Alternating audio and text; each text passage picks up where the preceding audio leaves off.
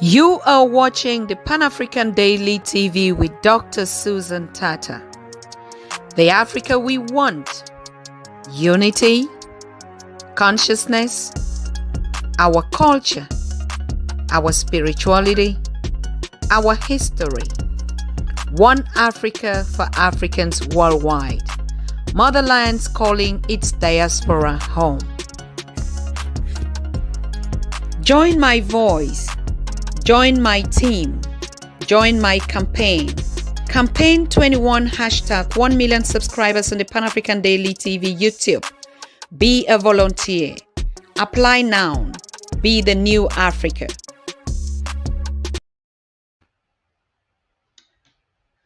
Good afternoon from Pan-African Daily TV USA, and good evening to Africa.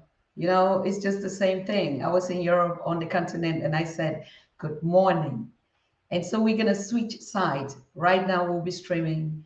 It's 1 p.m. out here. And I know most of you are already at 7 p.m. out there on the continent and in Europe as well.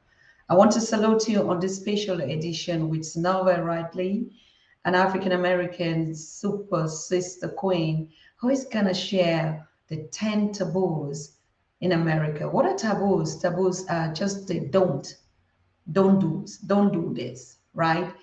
I mean, this is a series that we're starting, and we're also going to be sharing the 10 taboos on the continent of Africa in every sector.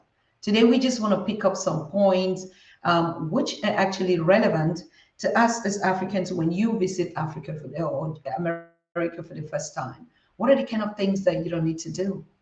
What is it that is not allowed? But Synovia is going to be our speaker to explain what this actually means according to our habit, our cultural patterns, our educational way of saying things. So what does it actually mean when we talk about the 10 taboos? I mean, we know there are a lot of taboos in every culture, in every society, in every community. But when we say the taboos, it's just like, what is it that you don't need to do? What is it that you should pay attention? Because it's about habits in any way. So thank you for joining the Pan-African Daily TV live on this broadcast. Like I said, it's a production series, and we're going to be doing the rebroadcast. But before we go into the 10 habits, while I'm waiting for Synovia to connect into the studio with me, she's not yet here. Please make sure you have your water set, because we're starting to drink water and mining our African business, telling us stories from our own perspective. Like we usually say on the Pan-African Daily, Black people or African people are the most featured people in global and Western media. But do they tell the stories according to the African perspective? That is why Pan-African Daily TV with Dr. Susan Tatah and the entire team on the continent in its diaspora are sharing the stories from Africa, from the diaspora, African stories from their own perspective. It is very important because our stories, our narratives, our history, our culture, our way of doing things have been so distorted because they were all taken into perspective from the European side. The media reports from its own lenses, from its own eyes, from its own perspective, from its own advantage. But what do the Africans say about this? That's why when we see most of our narratives, we begin to like, wow, this is not Africa that I know. This is not me. This is not my culture. This is not my story. This is not my history. I know it differently. So we say, you see us on the media, we're the prominent colors, faces on the media, but do they know our stories? That's why we're going to be telling our stories from our own perspective. And right now we're live in the studio in Lexington, Kentucky. It is really warm out here. The weather is nice, fresh, beautiful, airy, sunny, but that kind of a picky sun, as you know. And I guess also in Europe, the temperatures are also dropping because we're closely getting into winter. But imagine how blessed you are on the continent. You don't know the stories when we talk about weather. Probably, yes, this is October, so we guess the high rains out there, tropical rain season is pulling closer and giving a dry period, getting to prepare for the westernized New Year and Christmas period on the continent. So enjoy whatever weather you have out there, and don't forget to drink water and mind your African business. I think Sister Synovia is well seated, beautifully dressed, the African queen that we all expect. And so she's going to be analyzing the 10 taboos, the not to do's in the America when you come here. And those taboos are also related everywhere. It's not just going to be only in America as we're speaking, but we are on the program, African American, telling their stories from their own perspective and relating it to the continent, the identity of the continent. But I can see most of the points that we're going to discuss here today is really going to be relevant for all, whether you're in Europe, an African in Europe, or in Asia, or on the continent. Everything seems really, really, yes, the same and applicable everywhere. So, have you subscribed to the Pan African Daily TV? If you are not, please do it now while we start the show in just a minute.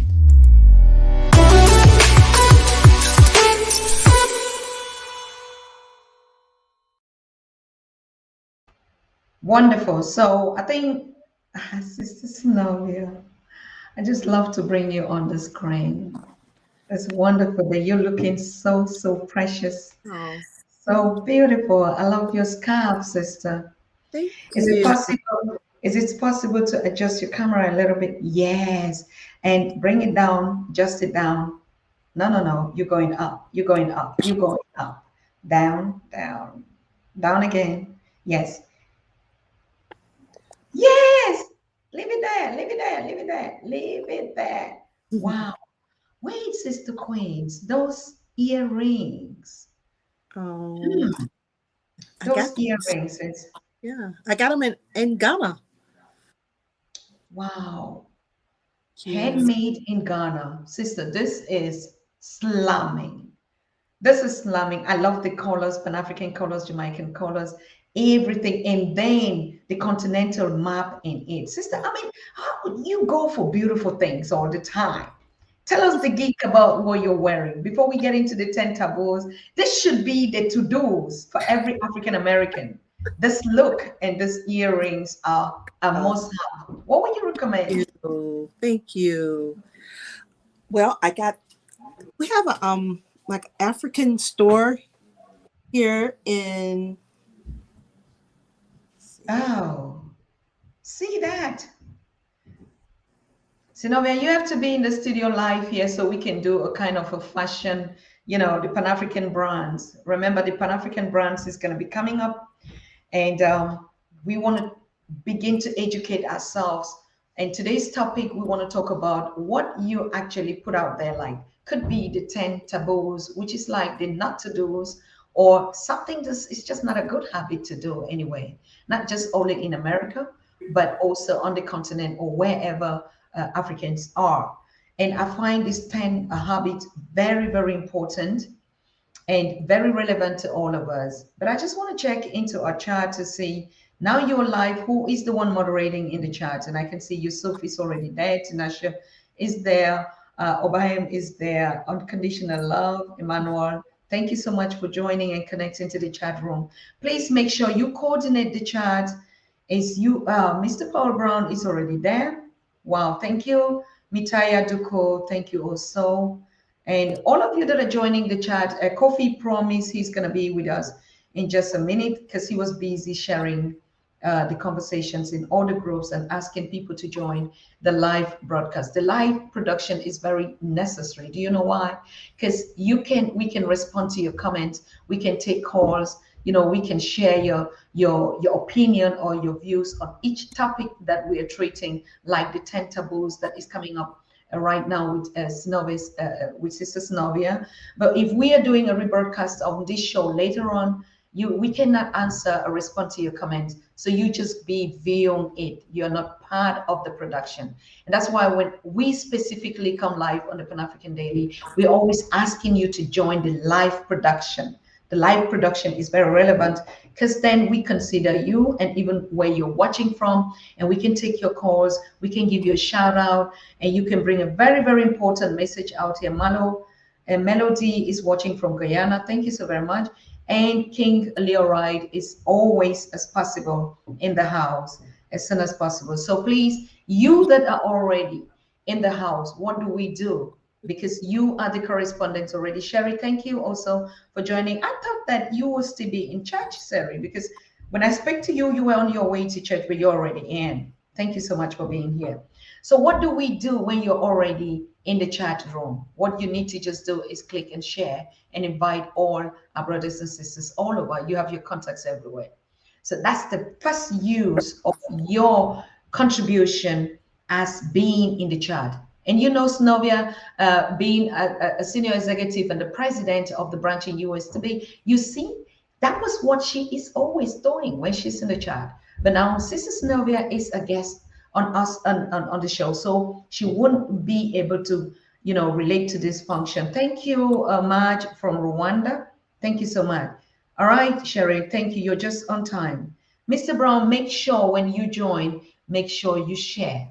As we're building the audience, like I said, being on the live production is very important. We consider your views, your opinions, and also we give you a shout out and fling your comments. But if you come when we're doing a rebroadcast, that won't actually be that point. Slicks, I thank you and I welcome you right here. So back to studio while we moderate the comments. Kak, I can also see you from Malabo. Everywhere you are, when you're watching us on the continent, in Europe, in the diaspora, in the Caribbean, make sure you just click in the show and sharing to your audience to be a part of this live production. Thank you, Melo. Thank you. Yes. Synovia, what is it? What are the 10 taboos? If you can, I have them already as you send them to me. The relevant ones that we're going to be talking on. I mean, they're just a lot of them, but we selected a few of them.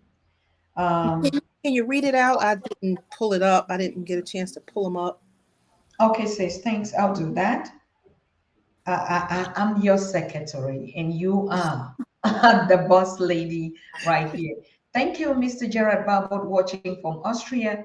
Thank you so much. Make sure you're clicking and sharing in your group on WhatsApp, on TikTok, and everywhere that you're watching. Isoma, I'm also greeting you and greetings to the family. So you sent this 10 relevant points, which you think should not even happen anyway. These are bad habits. And we want to relate these 10 points to our Pan-African, to our stories, to the way we as African view this habit and begin to analyze the situation. Did we do it like this in Kemet? All right. Did we do it like this in Egypt? Did we do it like this in Sudan? Where are these habits actually coming up and being so popular in our communities? You know, like spitting in public. Where does this nasty attitude, like we could say, come up? But then the question is, and I know our viewers and their opinion is going to be like, okay, I feel like spitting. Where should I spit then? If the public doesn't give that, is it a natural attitude? What does spitting really mean? So you put out some of these stuff here. I'm going to align them. You say people in America do a lot of drugs, like prescription drugs. So they really are relying a lot on taking drugs. You're going to be explaining that. And then you say, we don't have really a lot of table manners. And so people will always be asking, what is a table manner, as a matter of fact? And we look at it from the Pan-African lens, from an African, not just Pan-African, but from an Afrocentric patterns. What are these, as a matter of fact? Smoking cigarette in public spaces. That's one of the points that you said. Why not? It's a taboo. Why should we do those things? And like I said, I'm your secretary, and I'll be asking why not? Why not? You're going to be explaining. Drinking in public space is, I think, forbidden here, according to the taboos here. Disrespectful in public towards each other, being just disrespectful. You meet somebody for the first time, I guess, and you just acting, you know, standing too close to someone. That's actually one of the things that I'll share my experience of what I know about, you know, us relating to the African Americans. What is the distance level to talk to a brother and a sister or a sibling who is African American? Here, rude finger gestures. We know that, but Let's just get into it to see. Oh, bubbing in public. Wow. And when I saw that one, I was like, sister, are you kidding me? Bubbing. I mean, what if I just feel like, and so what are the kind of manners? But I know you are look you're gonna explain all this, particularly from the health, the Uh-huh. consequences of in this taboos. Spitting in public, like what I already said, and not saying hello, not just greeting anybody. You know, it's a taboo. It's like a bad habit. Where did they all learn this? Like you want to say, where do we come in from all these things? Like I say, Hmm. I want to thank all of you. Do you just want to? Do you have the points with you, sis? We'll just touch. We touch on each point as we go along. All right. I want you to just say one word on each of the points, Yeah. um, and while we still get into the comment section to greet the chatters and the sharers. But Mhm. I can say all of you that are already here on the chat room, and those of you that are watching us, please do not forget to just subscribe.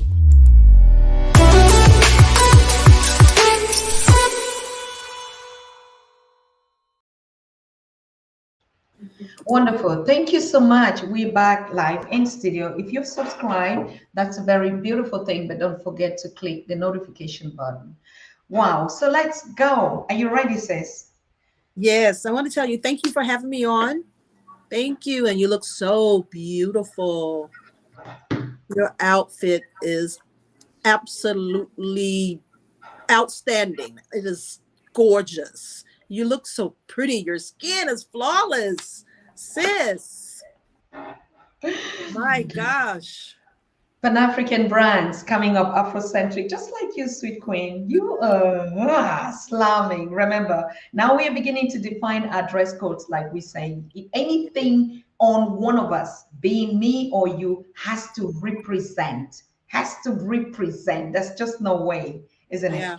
So, Yeah. sis, let's get it rolling. What do you mean when you say, I just want to start from the last, because the last point is where we're greeting our people. Like you see, when we come on the show, we always like, hello, everyone, and greeting. And you say it's a taboo, it's a nasty thing. It's not a to do. We never did it in Kemet, not just to say hello to one another. Yeah. Over to you. I want to say hi to my chat family. I see you guys in the chat. Hi. Well, first of all, I want to say um, any Black person coming from another place, please understand you're Black first. Once you hit the land of America, you're Black. We're all the same. So it's very important that our people coming from somewhere else understand that we're all the same once they hit the land. The other people not going to see them any differently. Okay? And hello. We want to talk about hello. I know when I came to Africa for the first time, I was greeted with hello, welcome home. When you come to America, you're not going to get that. They're gonna treat you as if you're invisible when you come into the airport. And once you get in America, you don't expect a lot of politeness. Now, say you're going through a door. They we have certain just what we grew up with. You come through a door, they may open the door for you, and you coming right behind them, they may open the door for you and say, and you say thank you. They're going to do that. But just because they're opening the door for you doesn't mean that they're your friend. That's just something we were raised with. They just open the door. They open the door for a cow, anybody. So I'm not saying we're not It depends on where you are in America, because usually the southern region is more hospitable than the north or the west, like California or up going towards New York. The south is known to be a little bit more, have more home training, as they say. So uh, people greet each other more so. When I was growing up in my neighborhood, um, we spoke to everyone. That if they're sitting on the porch, um, you speak. It's a sign of respect. So do understand that the new generation, they may not have that home discipline like that. Okay. So, but it is polite to speak. Now you got to be careful who you speak to. You can't speak to everybody you see. I'm sure you know that. It just depends on who it is, you know. Because sometimes I go to the park and I do my little workout or whatever, and people speak. Some do, some don't. So I can get a feel of who was speaking. You can. I usually give like a sign of politeness with my eye, or I say hi or something like that. It just depends on who it is. But just because you're going to get people not speaking to you, you may speak to them and they may not even speak back to you. Don't take it personally. That's just, you was just raised.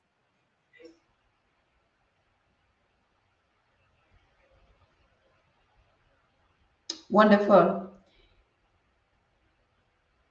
Wait, I don't, do you hear me?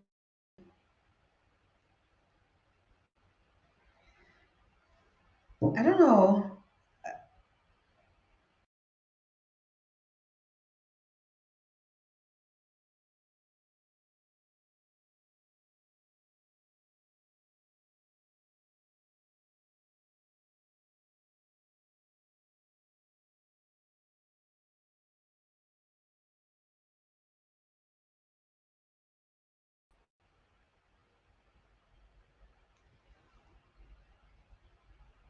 Speak.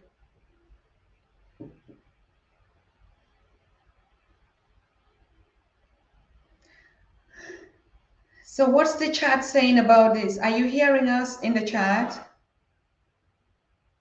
Because we were hearing no sound. Yes. I don't know what happened to the sound. My sound or both of us? My sound or both of us? As Novia, your mic is muted. On mute, yes. Mine is also on mute. Why are we not getting sound?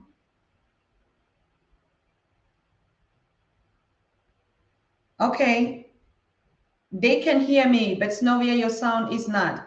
Check your sound, Snovia. Check your connection. In the worst case, you would know. No, we don't hear you.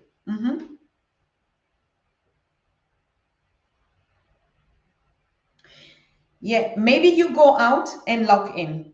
Yeah, go out and log in. I'm gonna I'm throwing you out. That happened yesterday. Um, all right. You see, we had the same experience yesterday, so we are beginning to check out what is happening. Barbara, thank you so much from the Netherlands. You're ready. Are you ready, Barbara, with your show on Moments with Ngwamesia? Moments with Ngwamesia is another upcoming show where we put up, connecting voices also in Europe. And Barbara is one of our correspondents who's going to be sharing Moments with Barbara.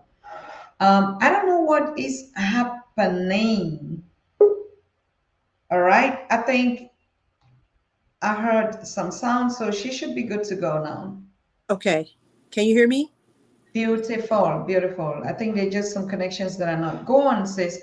I get a lot of comments like Mr. Paul Brown is saying Southerners are polite when their cup stop. you, they call you boy and colored. Hmm. The people are polite, but when their car stops you, I think, I don't know whether it's a general thing or it's just some is related. And other opinions are saying in New York, I think I saw Cheryl say something about the New Yorkers that they do greed.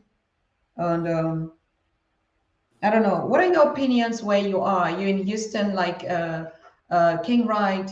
What is how do the Houstoners behave?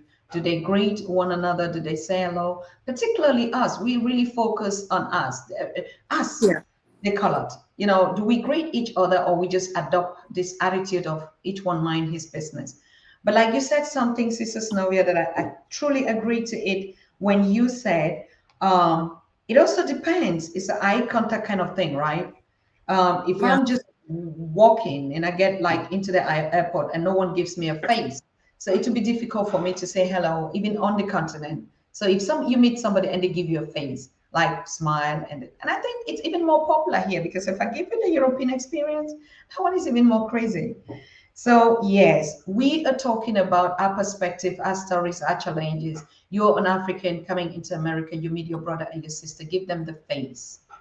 You're Yeah. an African American, you see your sister. It doesn't matter whether they're coming from Africa. How do you know, even? It's just that at the airport we meet because it's the first port of entry where we get into, where we start meeting people, where you get the first shock that you're coming from Africa and you're just like, everything is warm weather. And you just meet your brother and they just pass it. You're like, wait a minute, did I just commit a crime? Why are they looking at me like this? So that is a no-go, number one. Like I said, we're taking it from bottom top. That's or number 10, Well, I great. wanted to address the police officers. They're not going to just stop us and call us, girl or boy. Um, it's not like that, and Okay. they're not going to just stop you and say, "Come here, boy," or "Come here, girl." No, they have rules and laws they have to go by also. Yes. So times are are not like in the it's covered. They're not going to be so blatant with it because uh they could be held accountable for it. Like in the 50s and the 40s and the 60s, not so much. But people are voicing people that you got technology, you got cameras, you got so it's not as they're not going to just they have cameras, so they have to watch themselves also. So you're saying this is kind of a personal person to person thing. It's not a systematic thing. Like, of course, who is gonna say don't greet other people? But like, but now it's some kind of like a personal thing, hate thing. You know, just do it and even keep it low. Like, I walk up to you and I pull you over and I like you come out, you color boy, and it's gonna be a one-on-one thing. But you are saying if you are caught on camera doing that, it could be punishable. Are you trying to say that? Yes, yes. And it's about respect. Mm-hmm. It's about respect from me to the cop and from the cop to me. Mm-hmm. It's about respect. Now, if you're belligerent or and then you're putting yourself in harm's way, Mm-hmm. you know. So it's about respect. I don't trust the cops. I'm gonna be honest with you. I don't trust them. I just don't trust them. Um, they're doing their job or whatever, but I don't trust them. So I have all my credentials that I need in case I'm stopped. I have my insurance. I have my registration. I have all that I need. So I, I, I expect respect from them as I give them respect also. So now, if I'm doing something that's breaking the law, then if that's for anyone, you're breaking the law, then you're putting yourself in a situation that's not going to be good. You're running the light, you're doing things you shouldn't be doing, then you're setting yourself up for failure. As a matter of fact, we should keep the law at all times. Without the law, as our communities would also not function in the way. But this kind of personal, interpersonal communication, like dealing on personal level, is already above the law. and some of us use our offices to actually abuse that professions. That is thing relative everywhere, being on the continent or here. It is. But we're saying you come to America because we're talking about the Americans telling us their stories from their perspective, what they expect from us. So we're not going to generalize and always say, okay, it's like this. This is the show where we're learning, getting education from our siblings in the African American. So don't try to always get out of the question like generalize. I'm just talking to the audience. Like we can say yes here. If we'll be talking about the 10 habits in Jamaica, then we're going to be talking about that, about the Africans in Jamaica. We're talking about that. So we keep it really kind of like specific, and we can build up to relate these relationships, but we know so also it's always the power. Good. Thank you so much for the contribution and also your points on it. And everything is really clear. So we're going to go to number 9. Number 9 says spitting in public. Poverty. Spitting. Oh. That spitting in public comes from ignorance. Growing up, no one ever said not to spit. Like no one said, I never, but guys, men, they spit. It's like a sign of manhood here. It's like a sign of, oh, we can do it, but you can't do it. It's not for ladies to spit in public like that, but guys can do it. But it's, I think it's disrespectful. I really do. But like I say, that's all I grew up seeing. So I didn't know that it's kind of like taboo other places, because so it's out of ignorance. No one ever, most families never said not to do that, because guys, it's okay for guys to spit, not females. You won't see that. You won't see females spitting like she may go somewhere and spit somewhere else, but in public, no. But guys, it's okay for them to do it. This is very relevant. When I watch some of these YouTubers and just like, oh, the 10 things not to do in Africa, or the 10 things that you should not do like this. Why we like our stuff is we educate each other. We look at it from different perspectives. We ask questions, we share opinion, we share our views on it.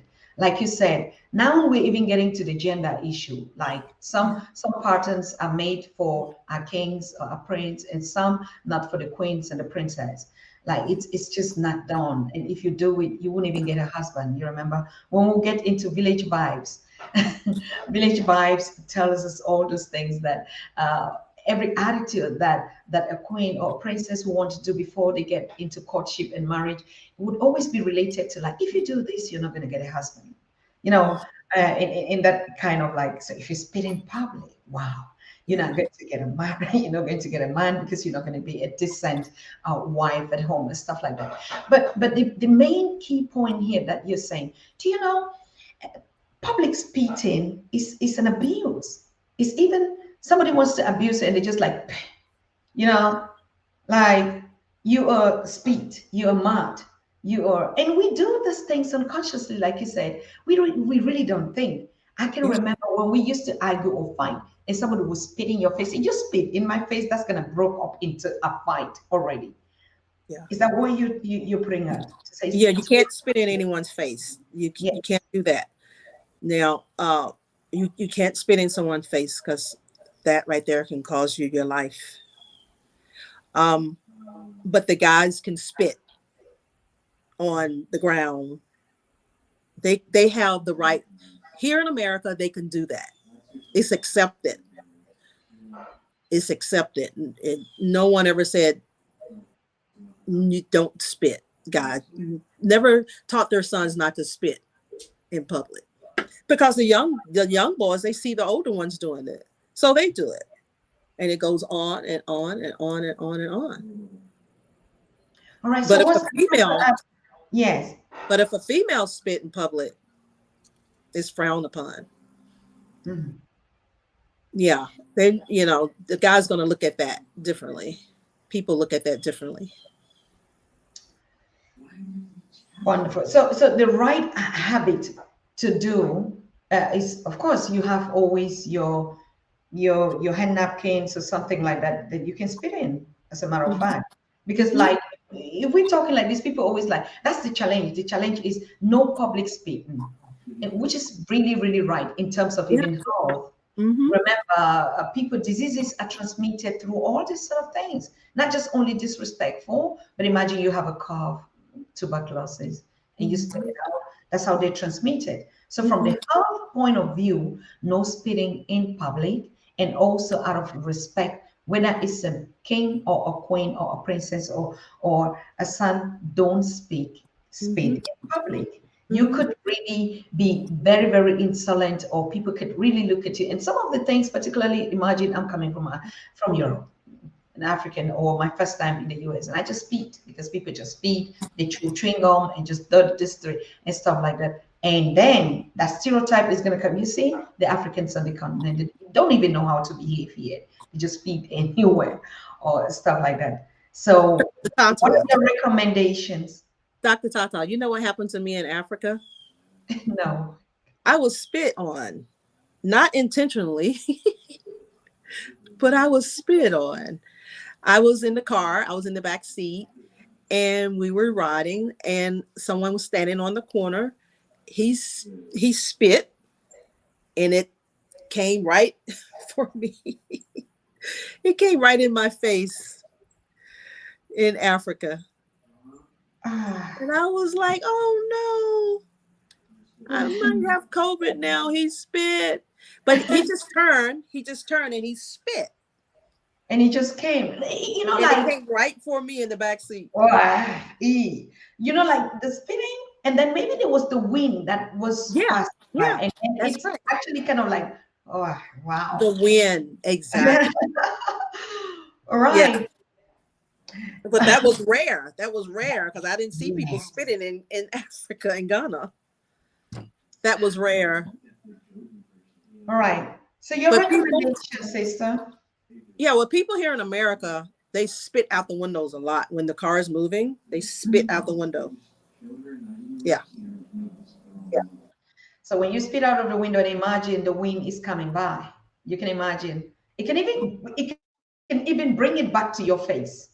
Yeah, And so exactly. you can imagine, yes, it's nasty. So people, we are on number 10, number 9. So you want No, to see what I recommend? yes, ma'am. Oh, I recommend that people, if you have to spit, spit in a napkin or go behind, if you're able to go behind a tree or somewhere, or just be polite about it. It's just, people don't take other people into consideration when they're doing things like that. So just try to be a little bit more respectful, I say. Wonderful.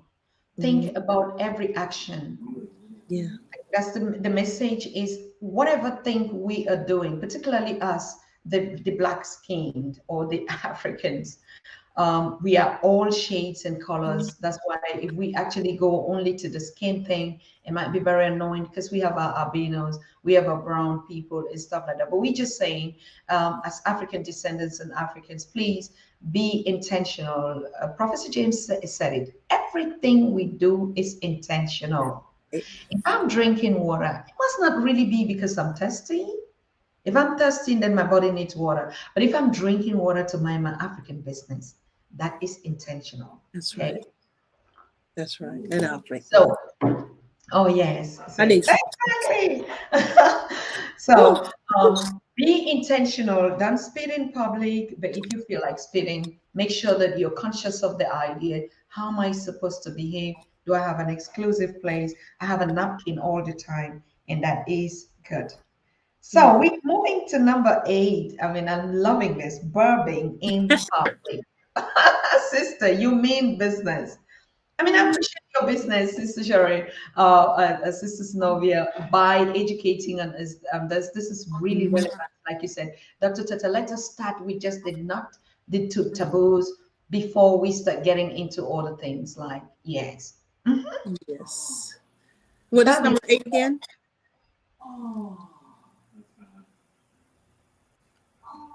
Number 8, bobbing in public, burping. bobbing in public. Okay. You said burping, like burping, burp. Yeah, like Oh, okay, okay. Um, burping in public. It's considered rude, but it depends on where you are. Mhm. It depends on where you are. The setting. If you're at a party, if you're at a party or at a club, or you're out with some friends drinking or something, Mhm. and you burp, In the face of someone. yeah, people will laugh. They were like, because they're drinking. They're drinking and people burp and they're so rude. But now if you're in another setting, like in the library or at church or somewhere, you just don't do that like that. Mm-hmm. You know, it's Yes. a way you have to burp. So it depends on the setting you're in. Mm-hmm. And like one time, I stood closer to someone, um, um, and you know, every minute he was burdened, and I didn't understand, and until I understand that there's some people with this kind of illnesses. Oh, okay. I never knew that. Every second it was just I was like, "Man." And you see when you're burping, people are like, or some people just like, you know, uh, Mhm. and that Um, kind of things. So we are not actually excluding, we're not including people who have this kind of disabilities, and yeah, which is maybe a kind of a deficiency in their yeah, growth patterns, or they have an illness that will provoke that. So yeah, I just want to make a disclaimer, see, to understand that whatever we discuss here on the Pan African Daily, it is not marginalizing or stereotyping some people, because some people come with issues like that. We're just sharing our to-dos for the normalcy, in the normal case, in the yeah. normal instances. If you want to burp, even in a public bar, I mean, it's very normal that you can like, you know, just like roar, and or you Mm-hmm. you know, Mm-hmm. napkin around you, or you turn. Now with the COVID regulations which came, you know, Yeah, you can sneeze in an elbow, so you know it absolutely. comes back to you. We want to be cautious because public health is also public spirituality, and most of the things that we do with our habits in the public, we actually do not know the impact even upon you yourself. And that's why we're doing these taboos. The taboos are not coming to say that it's a natural thing. Burping just comes away, just like, bro. If it comes up naturally, you can control it, that's fine. But we're saying about these conscious people that in the bar or on the street, they burp in your face without thinking. You know, someone really just looks at you like, if you do that here in America or an African American or anywhere on the street, it's wrong. But particularly here, please watch out. You really could be misinterpreted and looked upon like, I don't know. So, no, but intentional. Yeah. But Yeah, I mean, I've been in situations where, I'm like, really? You can't cover your mouth or anything? Like when you're in the store and you get some person, they burp while they're in line with you or something Mhm. like that. They're just rude. Mm, Some people are just rude, exactly. So it's the way to handle things like that. Okay. Thank you very much. I mean, audience, you're hearing that, you're listening to that, you're watching that. We're learning, like we say, we're learning. Opinions matter. These are just some of the things that we do unconsciously without even being aware. And when we say we start teaching the education of ourselves, our history, our stories, we remind ourselves also that we're not only going to be talking about the positive things that we do, but we're also going to be teaching ourselves a lot about the things that we do without being conscious.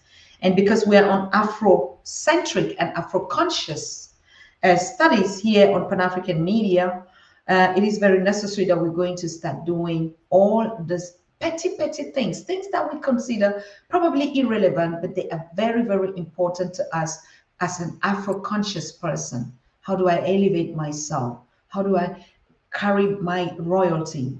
How do I move around that children, our siblings, our kids could actually, not only in public at home, learn from us? So we're going to be talking about the inconveniences and things that we do. So we're going to move on to the next. Oh, we're welcoming Kofi. Kofi is in the place. Kofi, have you finished sharing? We welcome you here, King Kofi. We missed you yesterday. Everyone was Hey, asking, Kofi. what is Kofi? What is happening to Kofi? Kofi is here tonight. He's here this afternoon. Thank you, Kofi. Kofi. Point number 8, no, number 7. So we already talked about always say hello. You meet your brothers, you meet your siblings out here, and just humanity, people who give you a face, say hello to them. Don't back up on your face. In the typical Afrocentric village language, we say throw face. You know, Okay. Okay. Synovia, don't throw your face. Okay. You know, yes, But I don't want people to, don't get offended. Don't get offended if people don't speak back to you. They yes, just don't know any better. But always exactly. be polite. Mm-hmm. So we said number 10, say hello, but don't get offended when you say hello to Synovia. And maybe she wasn't even paying an attention. But then we say, Synovia, if I just see somebody is my color, because those are the relationships we're talking about. If I see my brother, my siblings on the street, whether it's a beggar or a poor, or somebody who is just not Mhm. maybe, or just focus on something, say hello. That's right. And I give my face first, so you can. So don't throw face. Don't throw face. Right. In the village vibes, we say don't throw face. Right. Like Right. see somebody like, yeah. Or in Europe, they just like that kind of fake smiles, like Right. It's, very typical. And we begin to learn these things because it's a taboos. We never were brought up, we never were raised up like that. We were really raised up from our Afro-conscious point of view. But these are habits that we inherit without being conscious. That's why on the Afro-conscious taboos, we begin to remind ourselves of that. Not insulting, not saying you do this. I mean, we did not mention anything, so we didn't call any names or anything, but we're reminding ourselves on such habits that would not do and just like throw your face or give face, man. You're right. not ready to greet. It's your right. You must not. It doesn't mean you don't like. Okay. That's So right. yes, our number 10 is say hello when you come to America. You meet your siblings. Yeah. Number 2, don't Yeah. spit in their face in the public. Okay. Don't spit in their face. Even if you had to spit, look for a way to spit around. It's just a natural habit to do. Number 3, don't burp in their face in public or even in private. Why do you burp in somebody's face intentionally? This is Afro-conscious knowledge, how we compose ourselves when we meet one another. Because why? These are small things that could bring up a fight. And that's why, and we're fighting, and somebody's like, you see, Africans always fight anyway. Mm. They just always fight. They begin to relate to us like we're aggressive, we're angry women, and that, and you see, and people don't even want to pay attention. And so, but these little things could provoke a fight, right? And it is going to be our face in the media, remember, like we were saying. Well, our faces in the media, we're the most famous celebrities in the media, but do they know our stories? So please watch out. Now we're going to go to number 7, rude finger gestures. Wow. Yeah. Hey, Yeah. Prince Navia, what's a rude finger? I'm still going to, when we do the reproduction of this series, I'm going to be putting those signs out there. All right. Mhm. We're going to show what a burp is. We're going to show what a rude finger. But now Mhm. we are at the study base. That's why when you are connecting live on the production, it's the best space to be. So when we'll be doing the reproduction and you'll be seeing it, but you'll be the one to get the knowledge on this. So, Queen, what is a rude finger gesture and why should we not do it to one another? Um, it's one rude. Well, they have gang signs and all that, but we don't know that stuff. It's like that's in-house stuff. We don't know that type of those signs and signals they do. We don't know that. But the universal rude finger is the middle finger, Mm-hmm. and it's the middle finger. And um, if anyone ever do that to you, Mm-hmm. don't. I mean, you probably wouldn't know what it meant anyway.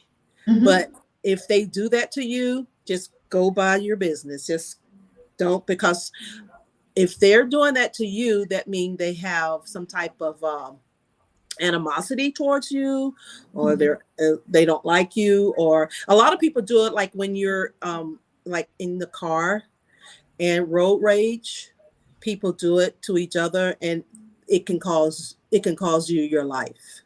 Mm-hmm. I'm going to show it, but I don't want to. But people need to know what it looks like. Mm-hmm. I'm sure people know. I'm sure the Americans, they know. Black African Americans, they know. It's the finger. It's the finger. The middle finger is not a good. People, that's here in America. The middle. It's this finger here. Let's see. This Mm-hmm. this finger here. Okay. Mm-hmm. Your what finger is that? That's the what's that? That finger Yeah. there. Okay. The, Yes. It's okay. the We see it. Yes. yeah. And they turn it, and it's that finger there. That is not a Mm-hmm. good gesture. So just letting you know, um, that is a sign of um, that is a sign of not good. That you can get hurt by doing that. So don't do it. And if someone else, if you see that from someone else, just don't pay them no attention, Mm-hmm. because it's not good. And that's a universal sign all over the United States of America. Mm-hmm. Yeah. It's a universal sign. Even in Europe, you're punished for that. If you really get someone on the come, it is payable, it's punishable by law. Um, because if we go into details to what it really means, I'm telling you, we don't even need to go into those crazy things. It's just a nasty attitude. Don't do it. And Oh, because every other person does it, don't do it. As an Afro-conscious person, we're building the Africa that we want through yeah. a habit that we inherited from our ancestors. They never did it. Did our Mm, ancestors use those fingers? Did they even know what that was? These are mm, all narratives. Because yeah. when we talk about changing our narratives, most of the time we're always thinking about, our faces, but these are body language narratives that you just do unconsciously. But like Yeah. a conscious African, building the Africa that we want, don't do it. That's right. Just don't do it, because that didn't come from our ancestors. That didn't No. come from us. Yeah. That Anything we never did, anything we don't see it, we didn't see them do it, don't do it. That's what the Mhm. taboos actually are. That's right. So it means somebody taught you, somebody brought us this, and who taught you if the person doesn't look like you to do Hmm. those things? Don't Hmm. inherit it. Even though that finger can cause a life, Mm-hmm. you're not, it's, it can cause you your life. It can cause a fight. It can cause different situations. But Mm-hmm. the finger is not punishable. It should be, Mm-hmm. because it causes a lot of uh, bad situations. Yeah, hate. When Yeah. we're talking about hate, Hmm. we just understand those are the kind of things that somebody's like, stay out of my way. They just would, you know, do something like that. So it's a lot of warning, it's a lot of Yeah. situations. But for us, the conscious people, for us, the beings that we say, no, this is not us. This is not our story. That's This right. is not our narrative. This is not our body language. We never did Hmm. that. And so Hmm. we're not going to share in that part. That's right. Says, number five, is saying disrespectful in public towards, no, wait. All right, yes. Disrespectful in public towards each other, like standing too close to someone. Mm. Mhm. Hmm. Hmm. Um. Yeah. Here it's like a known thing to be a certain distance from each other. Mhm. Even in your car, you just don't get up so close up on someone. They call it tailgating. If Mhm. you're driving too close to someone, That's Yes. called tailgating, Mhm. and that can cause problems. Like Mhm. you're in the store or somewhere, you don't stand close up on each other because it's considered rude, and people can actually become very offended, and it can cause problems. Even though the person, I'm sure they didn't mean anything, but people in America, their space is very important. I love this. This is a key point. When we rate it, I will put it on ratings number one because yes, this patterns is not a patterns. We are the hugging people. We are the touchy people. We are the Yeah. salutation people. We are Mhm. the, the kisses is not right thing, but we are really the people, skin on skin people. We Yes. look even from the village vibes, from us a setup. We given a distance is like you don't trust me. I don't trust you. So Mhm. it really can cause a big situation out here. Really, people. Honestly, that's one of the things. You really have to pay attention. The Mhm. distance level with African Americans, our siblings out here, is very recommendable. We're not saying give stand there and you stand there, but you respect, particularly if the person doesn't know you. If it's your first contact, and the more closer you come to the person, and then it brings it shorten that distance. I mean, we're talking about interpersonal communication, like for body languages, Yeah. how you approach someone. And then another thing that I realized is like just tell people in their eyes, right? Yeah. Like, Oh. Oh someone yeah. in their Yeah. I eyes. forgot about that one. And so they feel threatened. If we look at also, we have like our totems. Our totems are animal versions of us. If you look at like the lion, you stare a lion in the eyes, it's gonna eat you up like never before. It's true. But if you look away, they don't. These are also some of those patterns that we see even in our totem. And our totem is a whole lecture and a whole series that I would also come on it. King Maponga has been talking about it a lot. Our totems, we don't really understand what is your totem. Is it a cat? Is it a bird? Is it an elephant? Is it a giraffe? What is your totem? It's very necessary in African spirituality, and so you can understand. So imagine you meet someone that whose totem is a lion. I mean, an African American sister like you. You're a lion in your totem, and a lion doesn't like to be stared in the face. And I Mhm. look at you directly in your face. You see, even your totem already tells you the body language of the kind of person. And we relate all these totems and this body language into personal communication. That's really my specialty in that. And if you want to get a job, and Synovia is employing, and I just came, and I went for an interview, and Synovia is a lion, and I just didn't know.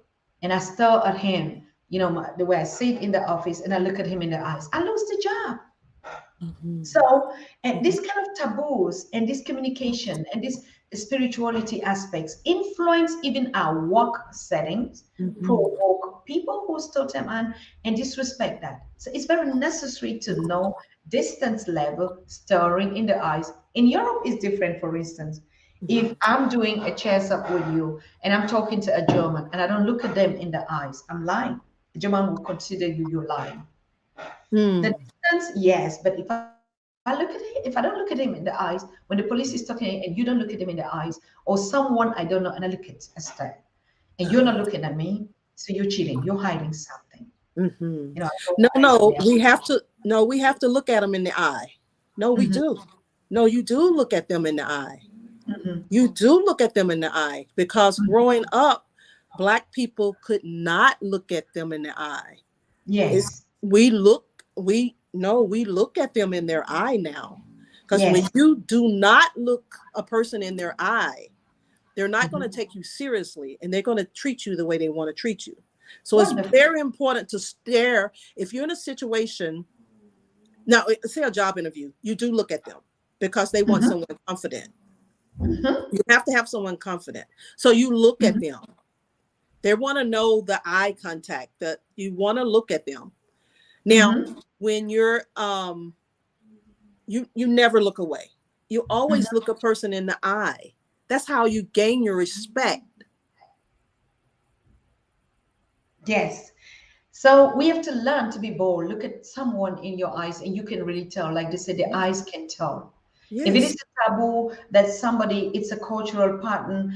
But we were talking about the distance. That's okay. It's just that I distracted Of a the little distance. eye to eye. But that would still be a topic that we need to learn in terms of business, in terms of communication, in terms of cultural attitude, how we look at each other, stare at one another. The eyes can tell a lot.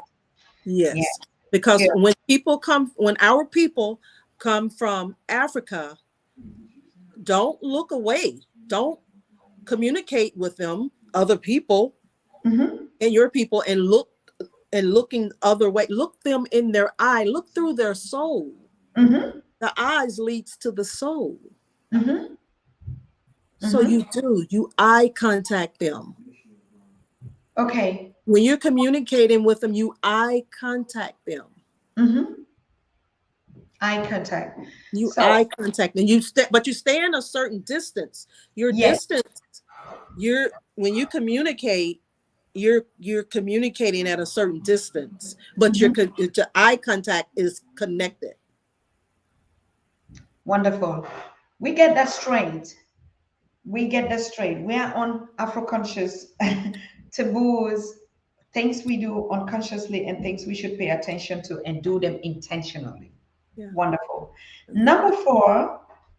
Number four, Sister Queen, you talk about drinking in public. Oh, yeah. But before you get on that, I just want to remind our viewers that are here, our chatters, to know the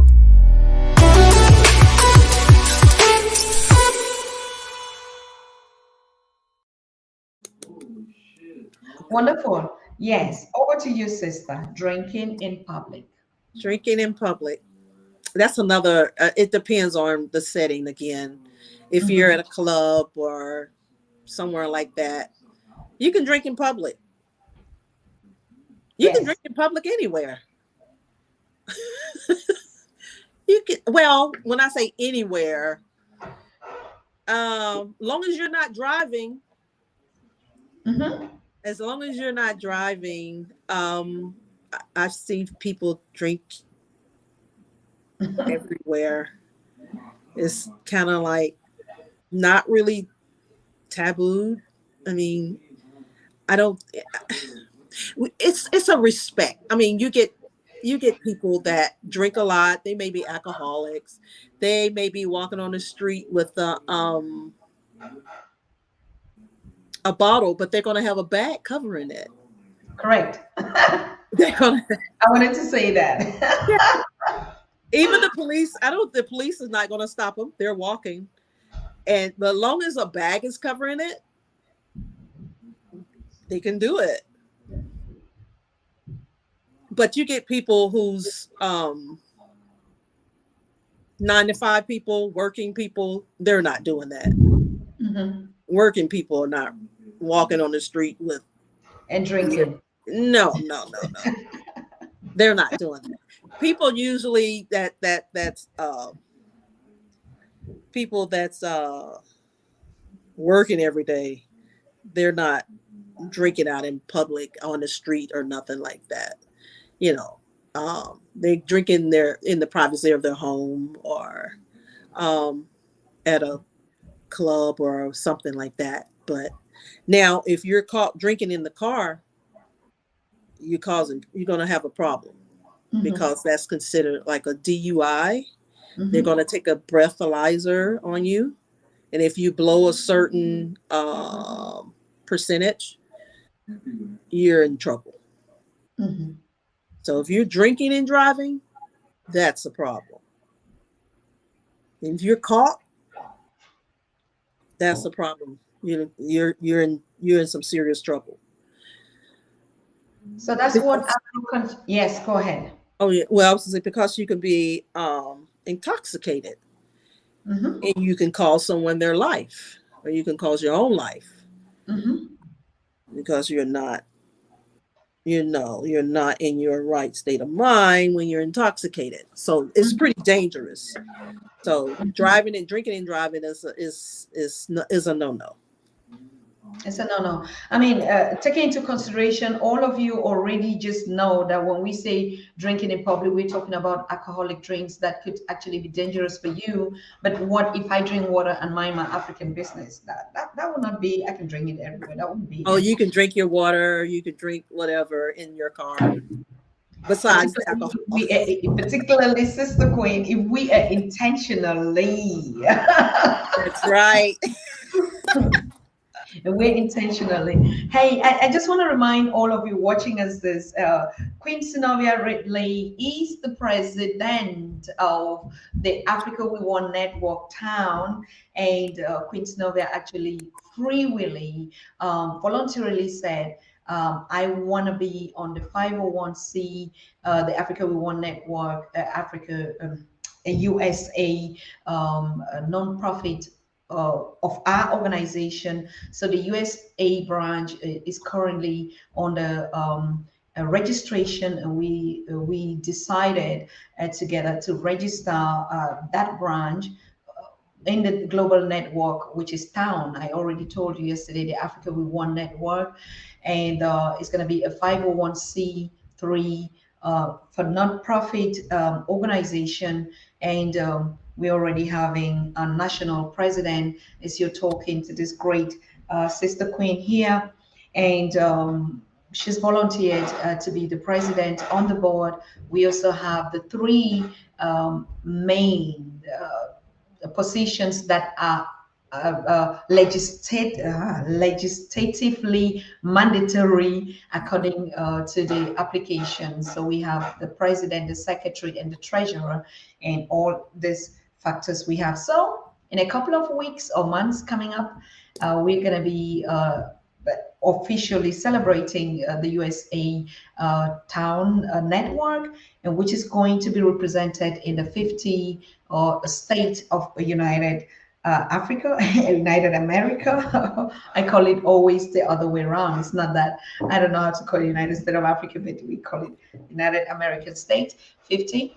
So yes, you're already talking to one, and we have Cheryl. We have all the executive members that are representing also here, and our scholars and our reference and our advisors, as you already know, Professor James Small, I mean, the Sons of Africans and Queens out here, and we'll be outlining all of them to you when everything is registered. Right now, we are filing with an agent. It's also an African American agency that is putting us through this process.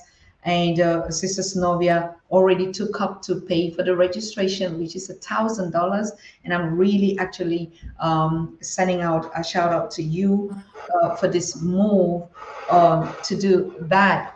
So if you see us sharing and putting like you that are contributing and supporting the show, that's going to be one of the main foundations that we're building out here. So right now we would have to build up, put out the articles of incorporations, which we've already sent, and then apply or filing for a tax exemption. It's a whole process. When we finish that, we're also going to be giving education on that, on people who want to actually join the town membership and network. If you want to be a coordinator or your representative in your county or your city, you have to file in an application to the president and the board here, and you can represent and start doing our activities out there. I want to thank all of you that are sharing and contributing to the show. That's how we actually fund ourselves, and we thank you for that. We never ask, but you're just doing it because that's the Afro-conscious nature of doing things.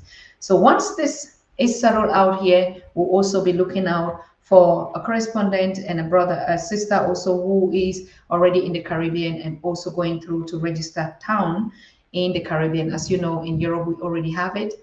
And on the continent as well, we're going to be pushing out that. Just a short reminder on who our president here is. Yes, thank you so much, ma'am. It's already nice that we start getting familiar. Good. So we are watching the 10 taboos. When you can get in to America, those are the things that you don't do. Or even if also you're an American, African American, these are the kind of taboos that we didn't see our ancestors do. We're not going to do them. We question all these things, like we talk about the middle finger. If I never saw my grandfather, my grandmother do it, why should I do it? So I need to be conscious and intentional about whatever thing that I am doing. Wonderful. Sister, you ready? Should we go on to the next? Yes. We are going on to the next. As you see, we were already in point number 4, and let's just remind ourselves about what time. After centuries of misguidance caused by slavery, colonization, lack of awareness of our history, and institutional disinformation, a new Africa is on the move, determined and getting organized. Afrika tuko pamoja. Welcome to the United Kingdoms of Great Africa.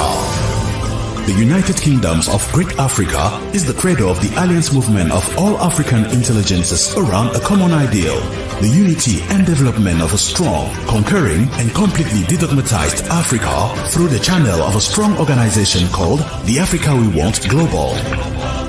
You are an African, Afro-descendant, researcher, historian, scientist, or simply an NGO. You want to be part of this great historical march towards the total freedom of an uninhibited Africa? Visit our website www.africawewantglobal.org. Register and discover the range of our platforms for change. AfricaWeWantGlobal.org. Join the kingdom, be part of it. An initiative of Dr. Susan Tatah. Loud.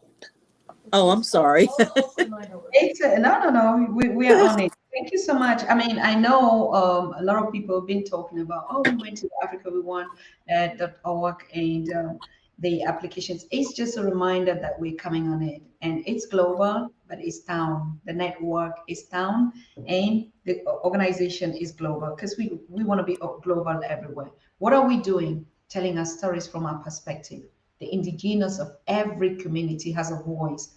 So we're not just coming and throwing that kind of backward educational system where you sit in the classroom and people pour all kind of things on you, and we begin to infest our minds on it, good or bad. It is time that we're rising up now and to start to tell our own story from our own perspective.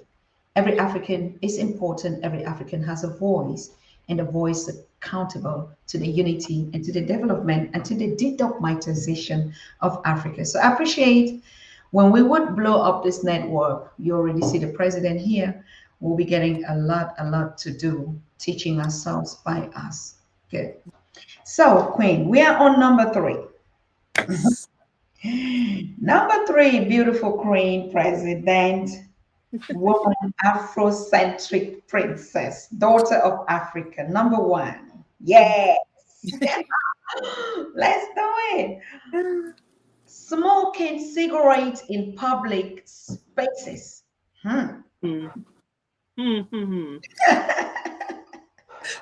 Cigarette smoking. Oh gosh, I hate it.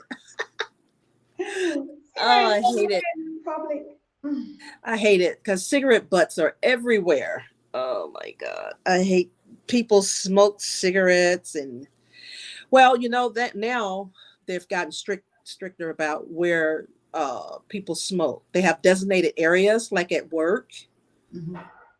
A lot of places now you have designated areas at places of businesses. So that's a good thing. But when people smoke and they put their cigarette out the car, on the street, at the gas station, at the store, cigarette butts are everywhere. Yeah, and they're so rude. You know, cigarette butts are everywhere. So I'm glad they have designated areas at places of certain, you know, like church. Well, they don't smoke at church, but like at places of you know, your job, your business. Hey, Felicia. That's my friend Felicia. Hey, Felicia. Felicia's been in for a while. I just wanted her to follow up. Felicia, I salute you here. Okay, Mm. She beautiful. said it's against the law in California, Yes. only in certain areas. Yeah, yeah, and that's good. That's really good.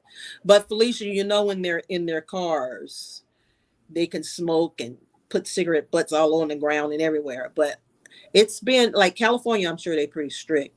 But like she say, like certain areas, I'm glad. Like at my place of business, they could only smoke in a certain designated area. Mm-hmm. So I'm glad of that. So um and I noticed in Africa, I didn't see anyone smoking when I was in Can you Ghana. can you read the Yeah, note yeah, from yeah. Dasita? Uh-huh. Dasita Black. Gray, welcome, my queen. We also Yeah. gonna be doing after 60 with Dasita Gray, and we I also gonna start know. that in the vibes as That's well. nice. She has a YouTube channel. Yes, of course. I If you didn't go even to know. Jessica Gray, you know her. She's a correspondent also here. It's Oh, just that she was in Ghana, tried to build that. But she's on this particular session on Life After 60 with Dasita Gray. And we're also oh, going to be having her here on some of the series, but you can really go to her channel and she is okay. treating most of these things. And you see what she already just wrote. Black people should not be smoking because they used our ancestors to grow it and make millions from their blood, sweat, and tears. Can you Mhm. imagine if you're intentional and That's you right. know this? I That mean, is so true. Should not be smoking because they we use. we are really going to. This is some of the stickers that are said that we should even stick them in our Yes. workspaces. Put the stickers on our stuff. Pan African Daily Court, we're putting on Pan African Daily Court on stickers, and where Mm-hmm. people want to support or buy membership, when an organization is registered, and they can buy such stickers. Yes, don't Yeah. smoke because That's right. this is how they beat our ancestors into it, and they're making money out of it. Exactly. And now we're dying from it. Mm. Crazy. So imagine if I would not, if I would be intent. And that's what we said in the beginning, being intentional about all the actions that we do. Now, if I Right. just know they are reaping money because of this, why would I smoke? Mm. Exactly. Do you know that Black females are heavy smokers? Did you know that? Ooh, I Black think females. the CETA would go on actually to educate us and to say, these are the traumas. The traumas that we carrying, like I said, we're putting all these statistics, even in our household. Yeah. Income is the black females are always the low income earners in terms of education, but we are bringing up now from a positive narrative how That's much right. we are actually growing up and taking those spaces and not begin to share, these narratives that do not belong to us. But of course, that's a topic that we question. We are coming on with you, my president, also on the women's corner. Women's corner is what we're going to call, how we relate to such things and ask ourselves, why do I have to go through this? Do I just do it because it's a passion? And yeah.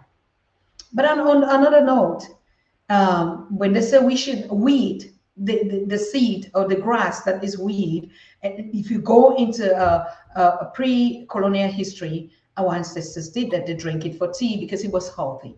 And so Yeah. anything that they stop you, don't do it. And the ones that they say do, we are beginning to ask why. Why not? And see which one could be even more healthier for us, right? And And so we need to yes, be, yeah, we need to be asking why. A lot of questions about uh um that's hurting us. That's harming us as a yes. people. Mm-hmm. Mm-hmm. Wonderful. And that's why we even see a lot of these people now are already begin to have, like, we have the hookah bar, and the hookah, if you just want to pull, you have flavors and stuff like that. But at the end of the day, there's still something hidden. There's some message into it that no one will tell you. That's right. That's right. Absolutely right. Afro-conscious education, we question everything and we tell it from our perspective. Good. That's right. Number two, my queen. We're almost rounding up. We have number two, number one, and probably we have one or two announcements to make. And then we close up the conversation for now. And we'll be thanking everyone that has been a part of this live production. You're just the most precious when you follow up the live and you see like you're throwing out your your comments here. And yeah, just put out some. A work colleague keeps a jar with water to put out cigarettes Oh, after smoking in the car. oh, that's horrible. Hmm. Oh my Okay. goodness. Drop water. You can imagine that.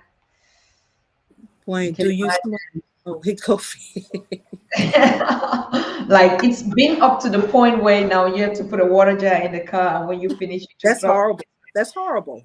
And in this case, it's just about not being able to pay the penalty to drop the stickers, like the. But we're talking even in this aspect of about your health, Yeah. and You see what Sister Cheryl said? mhm, Mental illness and smoking are linked. I never thought about it like that. Wow. mhm, I never mhm. thought about it like that.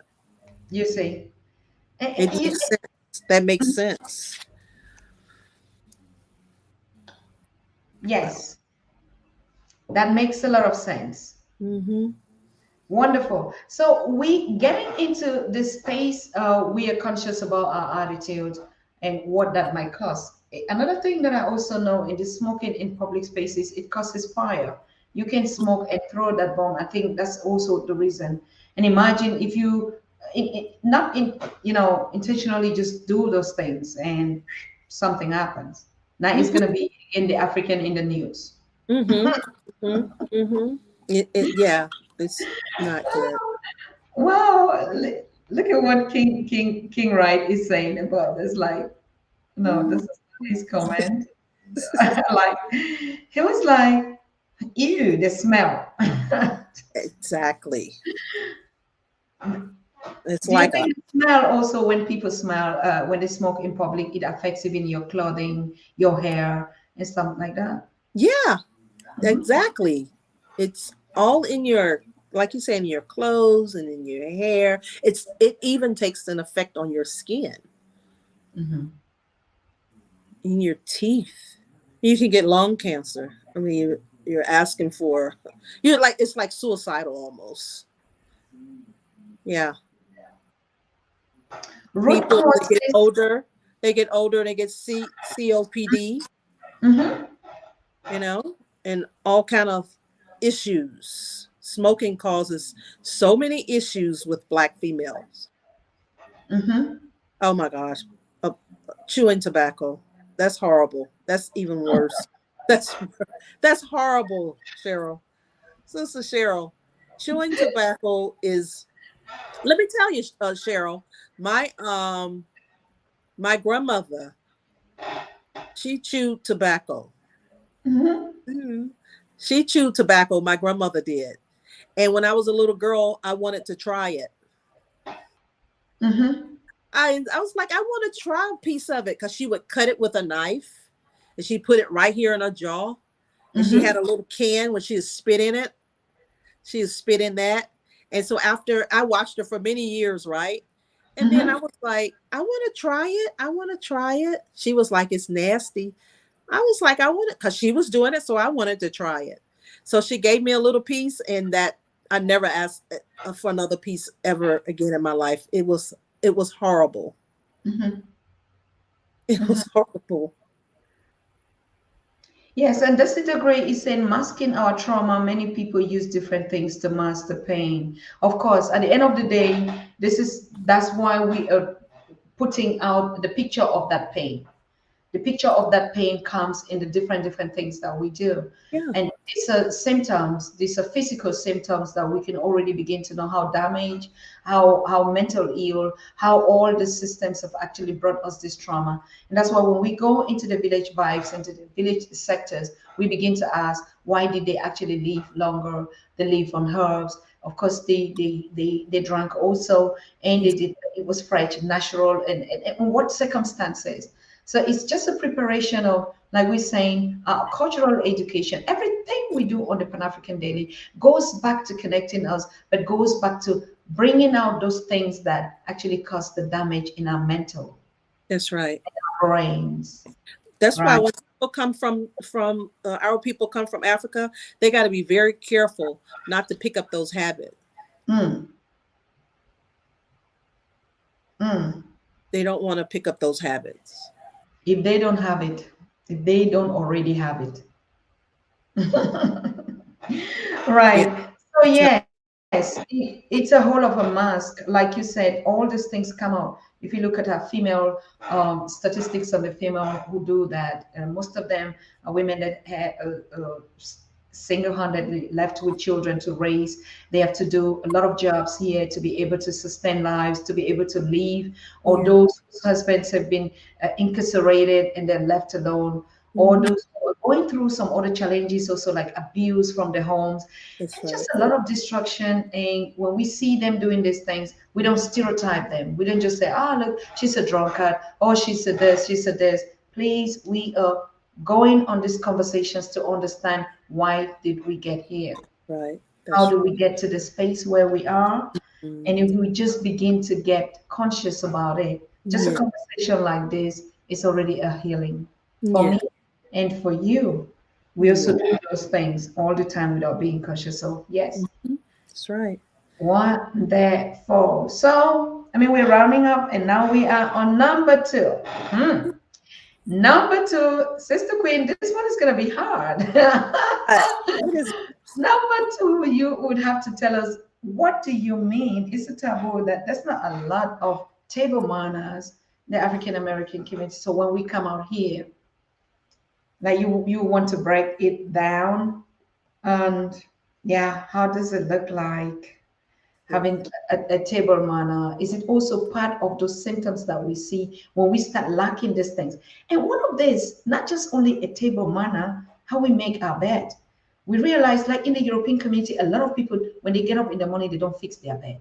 Mm, They don't make their beds up. mm, And we hear this popular saying, if you want to build a nation, you start by making up your bed every morning. yes. That's right. And so we can just relate the table manners also to a state of mind. It is a state of mind. The lesser you do these things, Mhm. something is pushing you out that you don't put those values. I sit on my table, I put Mhm. water. The fact that we don't have the table manners sometimes is like not just setting the table to be beautiful. So we don't have time to spend time with our families at home to get Yeah. good dinner, to sit on the table with one another. Because exactly anything that brings us together, whether it's eating or dancing or communicating or telling us stories, is a process that is a healthy one, isn't it? That's right. That's Or right. It is. It brings the family together when when you come to the table together. But when people bring their cell phones, we just go ahead and jump right in it. Uh, you get some people, they have, the cell phone, they're talking at the table. That is so rude. Very rude. If you Mhm. have to, if you should just turn it off when you're at the table anyway. But if you just have to, if take the phone call, step away from the table Mhm. and Mhm. talk and handle your business. And Mhm. you pardon yourself before you step away. You excuse yourself. You just don't get up and leave. Mhm. You excuse yourself from the table, Mhm. and you take care of your business. Also, coughing at the table. I know people, sometimes you can't help it, but if you have to, you cover, your mouth, or you lean the opposite way, or whatever you got to do to be respectful, Mhm. you know. Um, Mhm. a lot of people say their grace before uh, Mhm. people do that. They say their grace, and if you don't, if you're not Christian or anything, it is polite to just, you don't have to say anything. You don't have to think anything in your head, but you could just sit there or whatever and let Mhm. them do their thing. You know, people usually hold hands. Since COVID, they may not hold hands anymore, you know. But just being polite. And you also, to be honest with you, um, I grew up. We didn't sit at the table together. I know, we did it on holidays, but every day, nah, because my parents, they were too busy moving about. Everybody was grabbing this or grabbing that or whatever, and you come in and you know you eat. Unfortunately, I didn't grow up at the table every day. Didn't grow up like that, and I know it's like in Africa, it's very traditional to do that, to sit at the table together, right? Mm. Um, if yeah, that's also when we get to the village vibes. You know, for me, a table is just like we say, it's a symbolic place. But if we look at eating together, it's a whole culture. It's a whole our culture eating together. So I think when we say table manners here, we refer to a table is just people gathering together at a particular place Mhm. and at a symbolic place. And sister Queen, you said unfortunately. I would say fortunately. Fortunately, if I take if I compare it with the village vibes, a table is gathering together, and so if we, whether we're sitting on the floor or we're sitting at the corner, so but the eating time is the togetherness, because the purpose is the togetherness in it. And if you're in a togetherness thing, and then your phone rings, like we say in modern times, and you just pick it up and you begin to, yes. And another thing is the tone with which, see my tone is rising every day. And I've been here for a couple of, and you see, people can speak and they still share the same language, but their tone is really low, smoothing, so, very nice to hear. And that's also one thing. I mean, we're talking about the to-dos, but we'll talk about the to-dos. I mean, the things I love, the 10 things. When you come up next week on this conversation on the to-dos and not to-dos, hey, the what the Americans, the African Americans do that is just so perfumic. Someone is just talking on the phone and you hear this cold sound. It's like music. And I look at us when we talk, wow. If I'm not loud, like, it's like no other person is hearing me, even when I'm speaking on the phone. And I remember to me and Iya would always like, Mommy, you must not shout. I stay here. And no matter how I try, I'm always going to be loud. Mm. And one of the things, like we say, sitting at the table and you're just loud is first of all disrespectful. And like Oh. you said, it changes the tradition of the meal, because when we gather, it's what you see the churches now adopt from the Afrocentric, from our spirituality, to begin to talk about communion Yeah. and the share bread. These were all inherited from our ancestors by sitting together, eating from one plate, and taking the food one after the other from one space, from a bowl. You went to Ghana, you saw how we ate fufu. It's a one bowl thing. Until they begin to come to put businesses to sell a lot of things, and they begin to say, oh, it's inhygienic that I eat mama and then I go and take it and this. And we begin to like eat, these things, they bring diseases and stuff like this. Like I said, anything that you did not see your ancestors not do, don't do it. They ate together and they share the food in the same bowl. And that Mm-hmm. was being at the table in terms of manners. Mm. Did it mean that eating together in this setup, today we can choose, to be honest with you, the really stuff that I really will not also share it in the bowl one another for whatever reasons. I mean, we're not going to go back to say we want to leave back on the trees and back of trees or whatever. So, but I think this key point that you're saying here is when we gather to communion, like, let me use the language of the church, to commune. Commune is a community coming together. It's the village. We call it the village for us, coming together, the space of being together. That's right. And- Exactly. exactly. And we are in this space and we are about to eat food. Food in the village vibes is a very unique thing. I don't know why on earth we started disrespecting our food. And that is why we eat unhealthy and we eat fast, because we don't respect food. In Yes. the African traditional setup, food is one of the most basic things that you pay. Praying on the food, like in the church, was not praying. We pray for that food. Because imagine that's the only thing you take into your body. It's the only thing you take into your body. So food is something that is so sacred, so secret, it's so holy, like you don't want to play with it. Wow. So imagine the vibration you put into it when you're cooking food. That's why you see the organic food you cook, the energy that you cook your food. And when we talk about the commune, that's why we're talking about our cook shows. It's not just that we cook tasty food, but we're going to talk about those elements that make our spirituality connect us to our food. Why do we turn for corn and we have to stir it at a particular thing? Why is it a circle? Why is it a rounding? It's the energy. It's how we control our energy level that we put into the food. And if I'm cooking that food like a mother, and you begin to see the role of a mother feeding and cooking, the vibration, the inspiration that I put into it, the energy that I put into it is all a whole lot of prayers. Wow. And so when I share it at the table and I eat with my family, it's a blessing. It's healing. It's everything that you can think about it. Wow. So now we imagine we just buy food, put in a paper bag, and just be chewing and going on the road. So that's why the table manners that you're putting, that space of coming together to eat food, is a holy thing in our shrines, in our African spirituality. It's more than just putting a bowl and then just talking on it. And that's why when a call would come in and you just answer like that, it's disrespecting your food, your energy. And so it can be healthy. You see, it's a lot. It's just a lot. Being conscious about the things that we do. But let's come back to that because this one is really deep. This is deep teaching, and we're going to get into that space of it.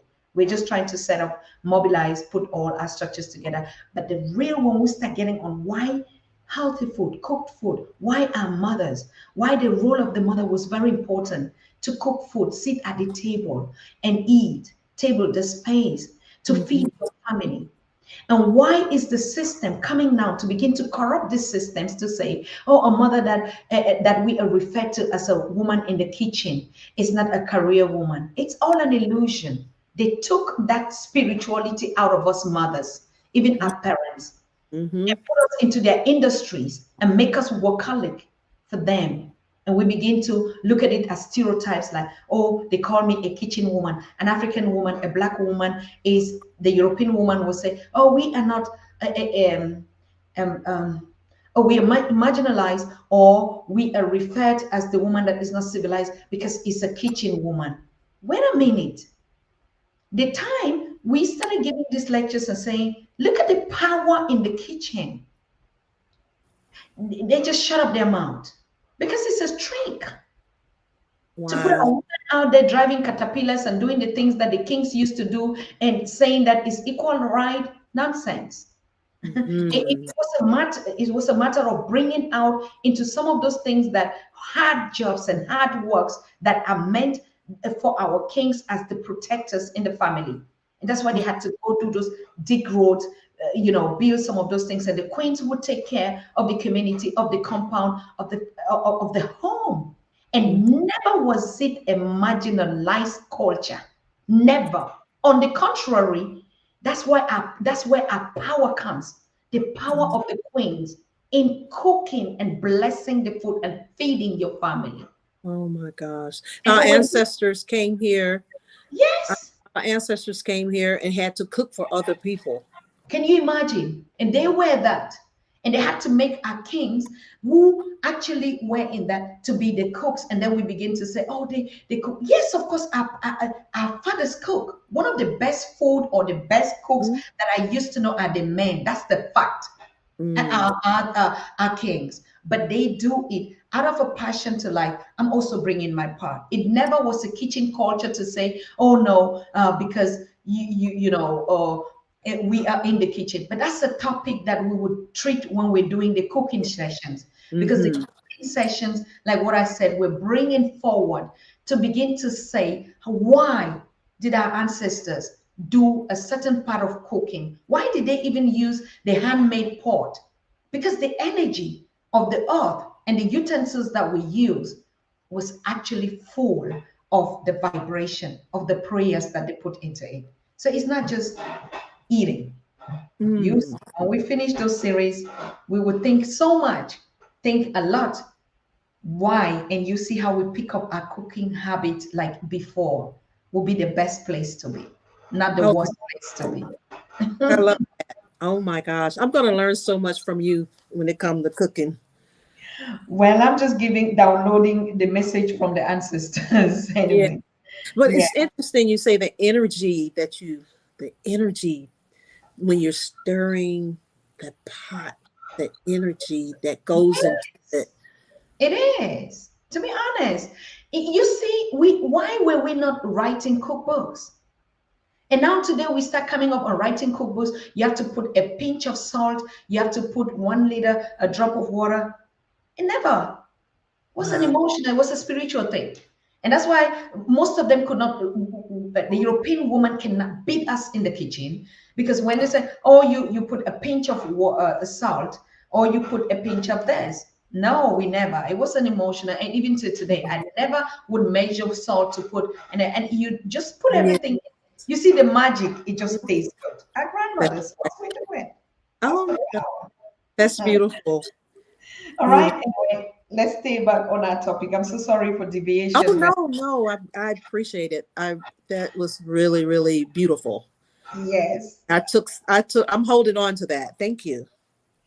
So, not a lot of table manners. We already know it. When you sit at the table or we sit together to eat, things that you should not do, particularly here, you excuse yourself before you Yeah. deal with your business or make that call. Don't be loud and don't just cough in the food. Don't sneeze in the food. Don't Yes. burp in the food. I mean, all the things that we're saying, but just take your beer and just like in somebody's face. So all the other taboos, when you sit at the table or we come in together, don't do it.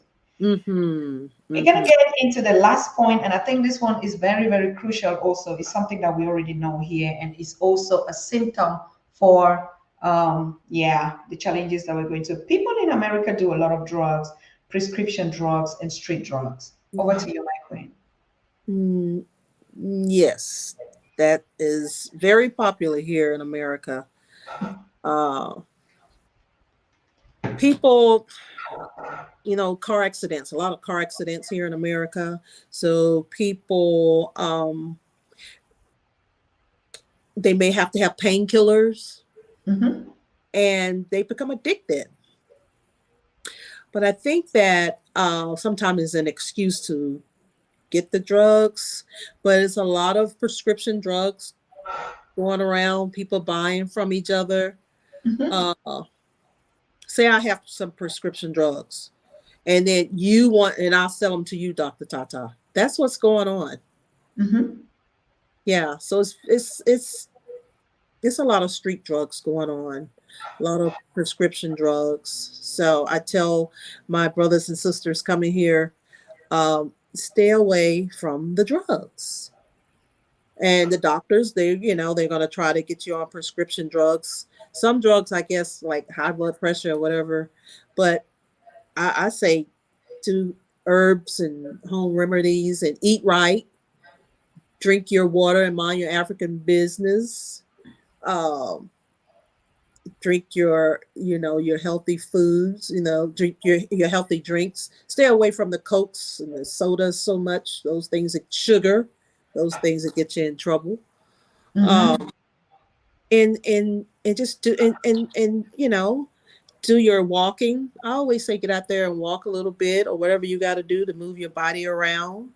Plant your plants, meditate, um, get adequate amount of sleep, rest, and eat healthy. Stay away from those fast food restaurants.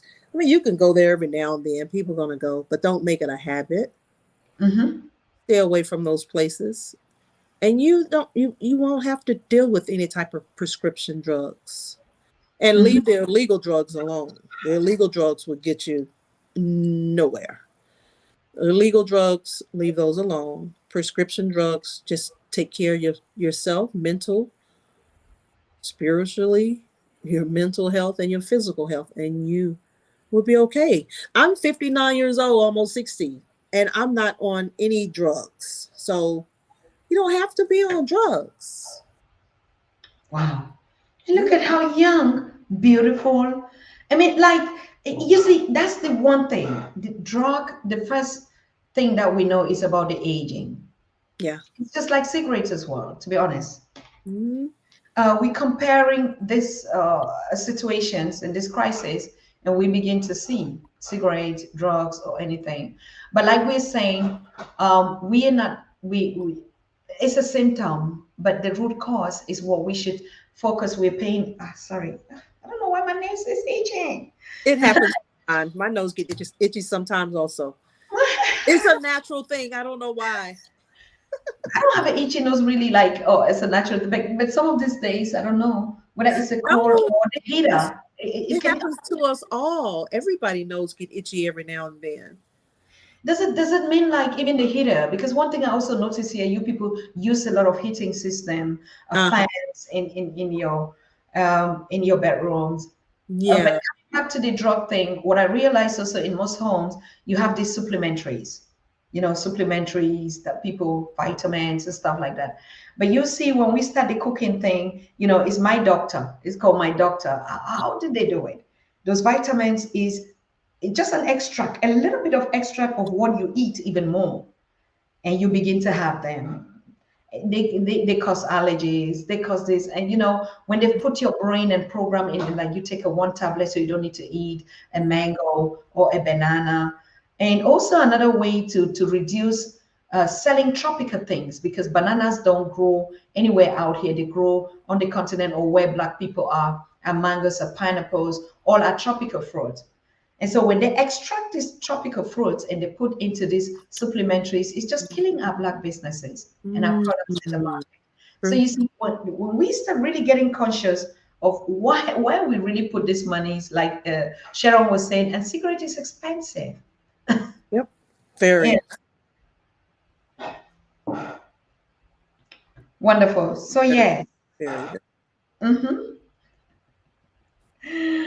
Wow. Wait, yeah, this question is for you. I'm not going to respond to this. 59 Queen. Wow. Sister Tata asked her if she is married. She asked if I'm married. They asked if I'm married.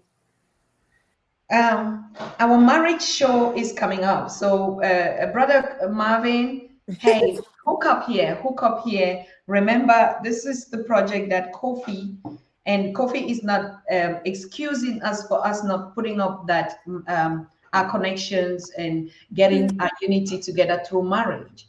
And because we always consider those things as taboos, but this is a real major aspect. I can remember even Mama Edith Odale in the Caribbean, Queen Mother in the Caribbean, said that on one of the first shows that she came on Pan-African Daily in 2020. She said the first things to do is to bridge us on the continent and the diaspora through marriages.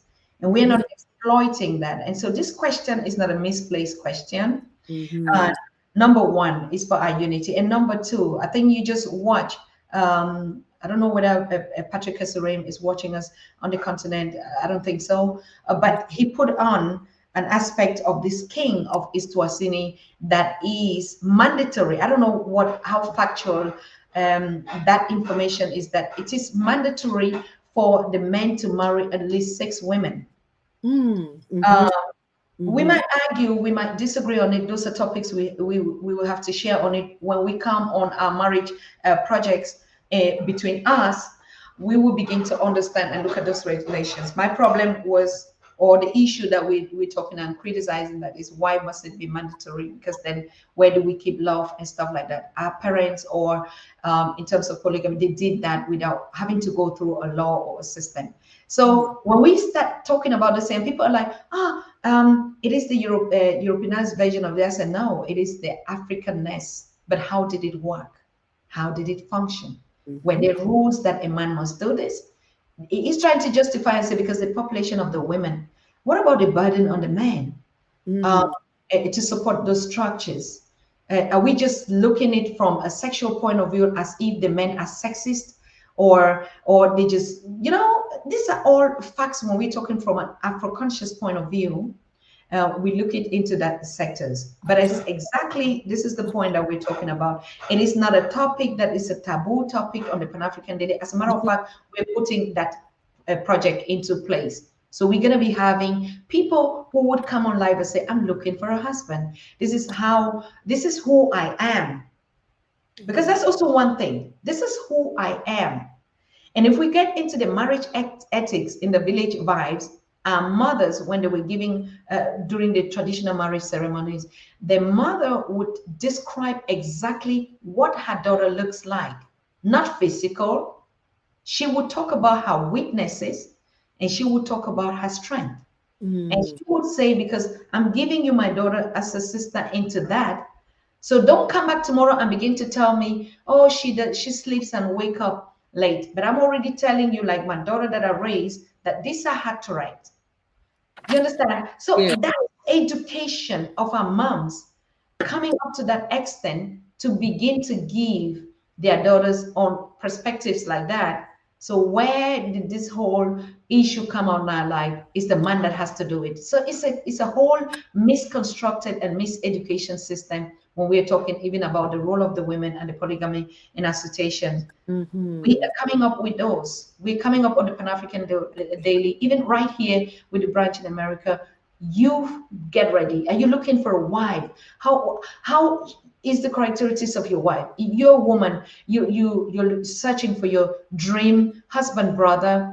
And who are you? What are my characteristics like? And can you think that you can put up with a woman like me? It's not a taboo. It's not a taboo topic like we're talking about the taboos to do here. As a matter of fact, it's one of the projects we must put on the ground. There are a lot of good women who don't want to stay single, who want to get married. If that's your passion, why shouldn't we connect? That's right. There's a husband waiting for you somewhere. And just because we're not connecting, because we're coming up from a traditional setup, in that a woman like this come and stand on the, it's not. Those are not. Oh, I think Dr. Tatah got kicked out.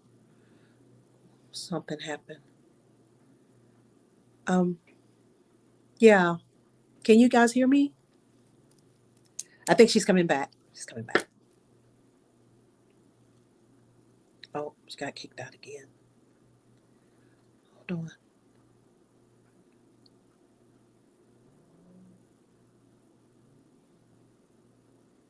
I'm enjoying the show, guys. I really am. If y'all have any questions, y'all could just ask. Because I'm here to answer any questions. I don't even know if y'all can hear me or not. Oh, you can? Oh, okay. Okay. Here she comes. I hear you. I was thrown out.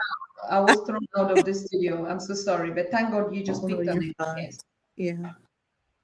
Throw out the If they had any questions, they can ask. Yes. Yeah. Do you want them to call you live in the studio? Please, if you have questions, drop it in the comment section, or you can also call. Yeah, that'll be fine. Hey, a special welcome to Baba Gay. Baba Marvin Gay, you're welcome. $1. Yes. $1, One Africa. Lupe, our brain, our legend of Lupe is here in the house. Thank you, Okay. Baba Marvin. We salute you. We welcome you in this place. Yes, and we're going to be connecting to you as well. Okay.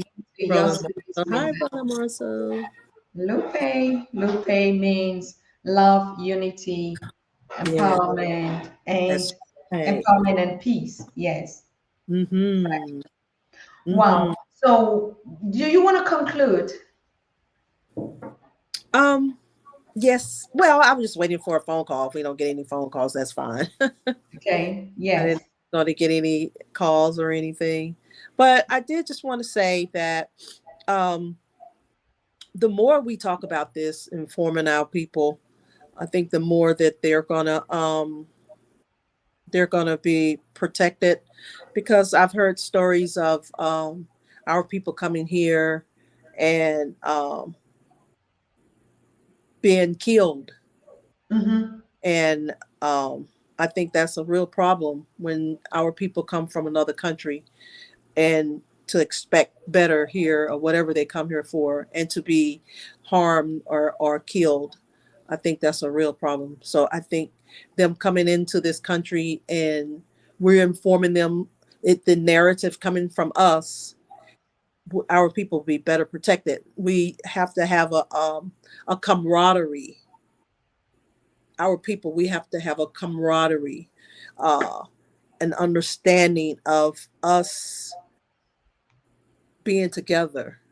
We don't have to know each other, but it's just a understanding that we are here to protect you and and want the best for you.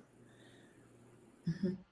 So our people need to I wish we had like some centers or something somewhere where they can go to and be informed instead Mm-hmm. of getting all their information from other people, because I believe that uh people coming from Africa, Africans and African Americans, we need to join together more so instead of being separated. We don't come together. I don't even know when uh, my people, my African brothers and sisters, I don't even know that when they're here. A lot of them go up north somewhere and live with other people and not with each other. We don't live with Mm-hmm. each other. Mm-hmm. We live separate from each other. And I think that's a problem. We're being separated. It's intentional here in America, not bringing us together, not putting our people in our communities. They separate us. Mm-hmm. So I think that's a real problem. We'll never come together like that. Mm-hmm. So a Mm-hmm. lot of Africans are holding it down for themselves when they come to the US. And they shouldn't have to hold it down for themselves. We should be there for them. Mm-hmm. All the weight shouldn't have to be on them. We should have some responsibility in that also Mm-hmm. as African Americans. Mm-hmm. All right. So I love that, and that's what town is gonna be doing, isn't it? Yeah. Town is gonna after the organization is created under your leadership. From your proposals and stuff that we need to do, we have to have this study centers and also this African American centers. Now, when I hear Yes. African American centers, you see, um, people always would be referring like, the persons, but we are talking about these information centers. Yes. There's nothing like education from our point of view. And That's right. town is going to be taking that responsibility to get our town centers in the 50 state where Africans coming in or our siblings coming in can get first-hand information That's right. from our siblings out here. That's right. How do I navigate the system? Yeah. How do I behave? How I need families here. How do I adopt a family? We keep talking always about African American adoptive family on the continent, but now in the US edition, is the Africans here. I asked most of them. I was asking even my siblings, "Do you have your African American families here?" I Yeah. mean, like, this is my family. Remember, like when I came, you already gave me the contact of your sisters in Yes. the world and said that, yes, that's my family. That's my Yes. family. It's so vital. And we still say these are the the little things. We're not looking to entertain and get million thousand subscribers just to come here, entertain and do. We are a teaching, a cultural education thing from us to us. So town centers are going to be available after the registration process. And that's why if you want to be a coordinator just a secretary of state, a secretary of town in your county, please start getting ready now. As I said, you can already see your president there, here, sitting here. And those are the modalities. It doesn't mean we'll have to get some mega structures, but we just have to have a landline where Yes. our people can refer to when they come here.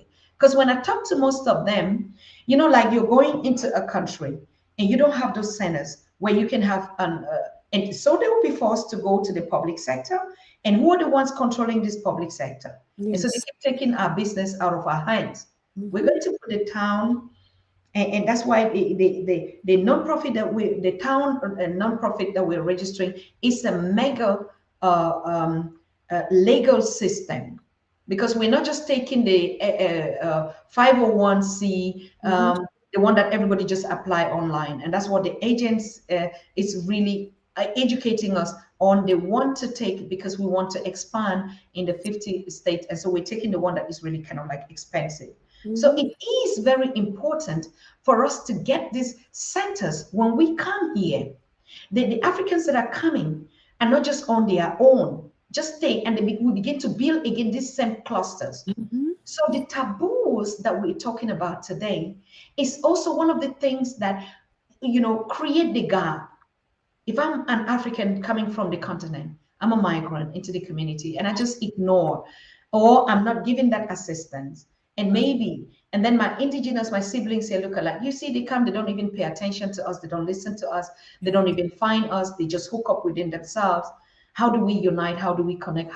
Because we Yeah. have to start even learning each other again. Because Absolutely. it's been long, we don't even understand ourselves again. Absolutely. It's Mm. been going on too long.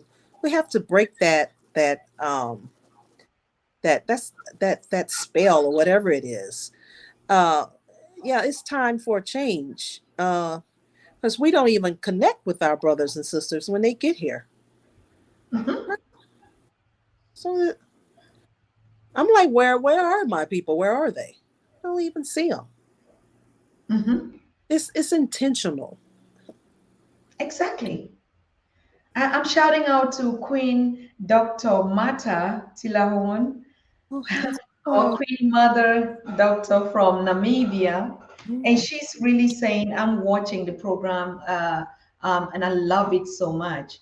And Queen Dr. Marta is one of those aspirant candidate that we're saying should be the president of Namibia in the upcoming. But I think she's starting mm, from the steps out there because she's an Afrocentric conscious um, down down woman. When I say down woman, now we don't yes. begin to say up. We are the down women. We're the down people. Yes. We're Yes. comfortable on being where we are. Yeah. Yes. That's We don't right. want to be the up women. We're the down Mhm. Right. people, not just women. That's Yeah. right. That's right. So go ahead, sister. You were saying some things about these recommendations, how our relationships are not Africans on the continent and the ones in our siblings out here, the things that are keeping us apart. I love it. Go ahead. Mm-hmm. Um, I don't know how what organization they're going through, but I'm thinking like it's a disconnect. It's like they're telling our people, talking against us, telling in their own way of staying away from us. Mm-hmm. It's like they're hearing things, negative things about the African Americans who were born here, not intentionally. We were born here against our we had no control over that. So we're Africans born in America, Mm-hmm. and it's they're intentionally keeping us apart, and we have to break that spell. Mm-hmm. We have to.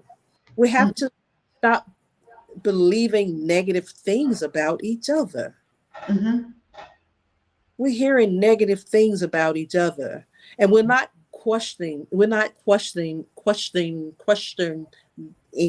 it. We're just going along with it. Mm-hmm. We need to ask questions. Why?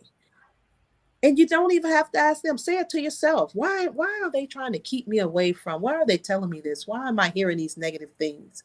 Mm-hmm. Is this really true? I mean, really, really Mm-hmm. question it. I'm sure, because I know people, I know you, Dr. Tata. We know a whole bunch of people. We know it's not true. Yes.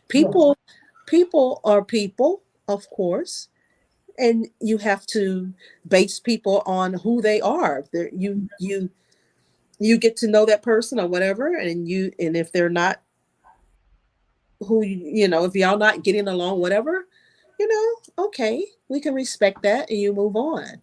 But Mm-hmm. don't group all of us in one group, and we shouldn't be doing that against each other anyway. Mm-hmm. That's what they want. I mean, people want us to divide. We've been divided long enough. Mm-hmm. Mm-hmm. Technology is bringing us together, because there's no way I'll be able to talk to you, Dr. Tata, if it was not for technology. Mm-hmm. So we have these tools. Why not use it uh, uh, um, to our advantage? We use these tools to our advantage. Let these tools bring us together, not tear us apart. Hmm. We have an opportunity now. I didn't have this when I was younger. In my community growing up, that was not available for us. Now it's available. Let's take advantage of it. Let's use it to our advantage. Hmm. I think, I'm just all goose, really. These are the kind of things that actually, pull tears out of my eyes, tears of excitement.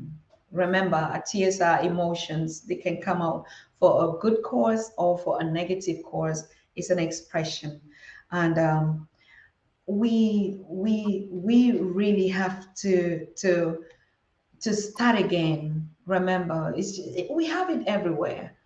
Now is the voices of our African Americans talking on the Pan African Daily as we are here. We have to, one point in time, shut up and listen.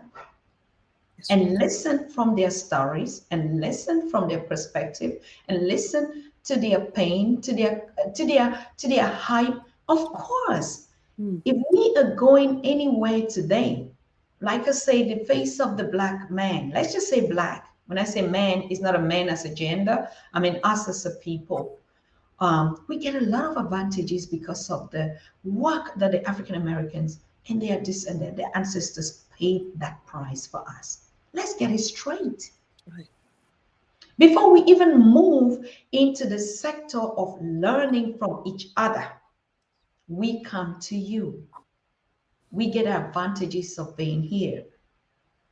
You actually welcome me into the space, even though I'm your sister. Does it mean because I'm of that color, I just come here, I have to disrespect you? If I come to a place where I know my family is, who should I run to? I have to run to the place, to the one that looks like me. Yeah. And so there is just no way.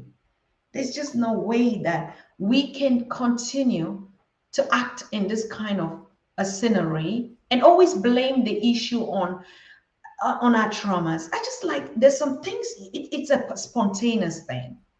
Yes. It is time for us. You're on the continent watching me. You're in Europe watching me. You are in America watching me. It's time that we listen to the stories from the perspective of the African Americans. Because every other things that we also benefit from, whether you are getting a DV lottery now, it never was in their days. Sister Synovia, I didn't hear about any DV lottery, people playing the DV to come to America during the time of slavery. Did we Yeah. hear that? No. I didn't even hear, or I never read a book, if Rosa Parks would not break the rule for a black man to sit in a white space. Mm-hmm. Don't know that. I've never read that anywhere. Mm. I didn't read in the days of slavery and colonialism where our people were allowed to study at white schools or even sit in the space, even in church, because of them. And so, like we said, it starts from the respect that we give to one another. If I Yeah. come, I have to first of all listen and I watch around and I pay and I learn. And now, if it comes to my time, like, okay, mommy, what did you also bring from the village? Yes. And then now we start unveiling also the stories of the village. But the approach is just coming in and just start like, no, I want to come and teach you because I think you didn't go to school, you're lazy, and you don't have jobs, and you are just wayward, and we fight so much on the street, and then we begin to give ourselves names, and then we begin to tabooing each other. Mm. Dr. Susan Tatah, you don't have Mm-mm. a place. You are nobody to step your legs here and begin to tell people how they have to live their lives. You just have to be here and listen a lot, pay attention a lot, learn a lot. And then when we finish, we can start sharing our stories. I think that's a massive and a good one, bringing our perspective together. Sister? Yeah. Yes. Respect. Respecting each other. Respect for one another. We're getting to know each other. We're really starting, this world seems like it's getting smaller and smaller, and we're starting to connect. This is our time. We're connecting now. We're connecting. We're connected. You and I, Dr. Tatah, we're connected, and I'm connected with everyone in the chat. Yes. Imagine the power. Just imagine that power. Yes. Power of connection, power of the spirit. That's why we always say it's not. And Baba Small said it yesterday. We're still going to rebroadcast the session yesterday, and we might chop it down to the speech of Baba Small yesterday, because what Baba Small said yesterday that is so relevant, and I think that's the catching word that we should be singing all of the time is, when you see me in China in your other version, you look at how I look. And that's why he said, even if you are a crocodile, you stay in water for long, you cannot become a fish. You remain a crocodile. And so whether I'm African, where I am or wherever, I am here. So I will never change being me. That's right. That's the essence of our unity. Yeah. How do I look? How do I relate to people that look at? And sister, I was just also saying to someone, and you people look so fine. To be honest, sister, I mean, we will get on this point when we get to the do's. I just love you. I mean, you know how to package and look beautiful and stay young and everything. I was just telling my baby sister the other day, I hear Mary J. Blige, Sister Mary J. Blige is going to be in Cincinnati on Thursday for a concert. And I like, and she said, you want to go? I said, you don't know how I just died to want to go. Oh, you And should. she's like, oh, yes, because you people of celebrity. I said, no, I just want to see that sister, just be in the Oh, space. yes. I might not even be close, even just a step to her. Yes. Be in Yes. that space to see what the sister has come through to be on that kind of a, doesn't matter how much this is, I have to be in that space. She's your sister too. She's your sister too. That's what I'm saying. That's what I say. Just being in that space, that arena. She already bought me a ticket, but I was just thinking, just being that in that space. Yes. I don't want to be in the front line. I don't want to be close to the stage or the backstage, or even to have to talk to her or that. I just want to connect Yes. in that space around Yes. that area. Yes. Absolutely. In that melanated area, that environment when a powerful queen is going to come, a queen that has changed the narratives, call it whatever. You can say she's making that money or whatever. That's a face of a Black woman. Yes. That's how I connect. That's how I connect to my roots and my vibrations. I don't judge her from whatever she is or whatever. She's a powerful queen, Amazons. And I want to be in that space. And She I'll be knows sharing it. with you. I must be there. Exactly. If you were not traveling, Synovia, I would have just said, Synovia, where you going? I would love to be there. I would love to. Oh my gosh, Mary J. Blige. She knows who she know where she come from. She is very connected to her ancestors. You're going to have such a lovely time. I cannot wait to be where they're performing or whatever thing. It's just like cozy. I use cozy all the time from Beyonce. And because a lot of them are teachers, they're doing the same work that we're doing. If you say, I'm comfortable in my skin, I'm comfortable the way I look like, that's just a lot of too much education about our African consciousness. She mustn't sit here on the Pan African Daily with us and tell us, but just when we dance to cozy, I'm just so comfortable in this. It's a whole revolutionary message. She'll be playing it I play it every time I'm bathing. I'm praying when I'm cooking, when I'm brushing. I'm just like, yes, queen, go on. Oh my gosh, that's powerful. Oh my God, Power. it really is. It's And gonna be that was what I was trying to say. Yes, imagine we coming to gain this kind of privileges, to yeah. share the space that you have put so much energy to building. That's a lot of pen paling. Like brother Marvin is saying, Baba Marvin is saying, yes, we connect through the pen pal. But we're Yes. going to connect through the pen pal project when we come here and say we're looking for friends, we're looking for husbands, we're looking for families on the continent, in America. Our siblings also in America are just waiting and saying, when are you doing that? When Yeah. are you doing that? You have to do it. You have to connect it. You have to bring it in the space. So we'll be coming up to that. Wow. Mm-hmm. So thank you, my lovely brothers and You sisters. Oh, NS have Parker. so much fun. I want you to enjoy yourself at that concert. I will, and I will bring pictures here. I will share my Yes. experience. I go there. I'm still trying to hook up to see who is going Uh-huh. also in this area in Cincinnati. If we have our Afro-conscious people out there, if you're watching me from Cincinnati, are you going to go to that concert on Tuesday? Just hook me up, or let's meet there, with our water bottles and mind our business. Mhm. Even if it's just being around that vibration. So we're gonna be there. Yes. Ernest said Two Sticks Network Yes. collaboration. So I'm gonna look that up. But you also talked something about the one basket thing, Sister Cheryl, or you want us when we finish the town network, when we'll be describing all these projects, and then you talk about it? Because I Mm-hmm. think it's the same thing like what Brother Ennis is trying to talk about or bring it up. The one basket. Mm-hmm. Mm-hmm. One cocoa full basket. Mm-hmm. Mm-hmm. The one cocoa full basket. That's a Jamaican saying. The one cocoa full basket.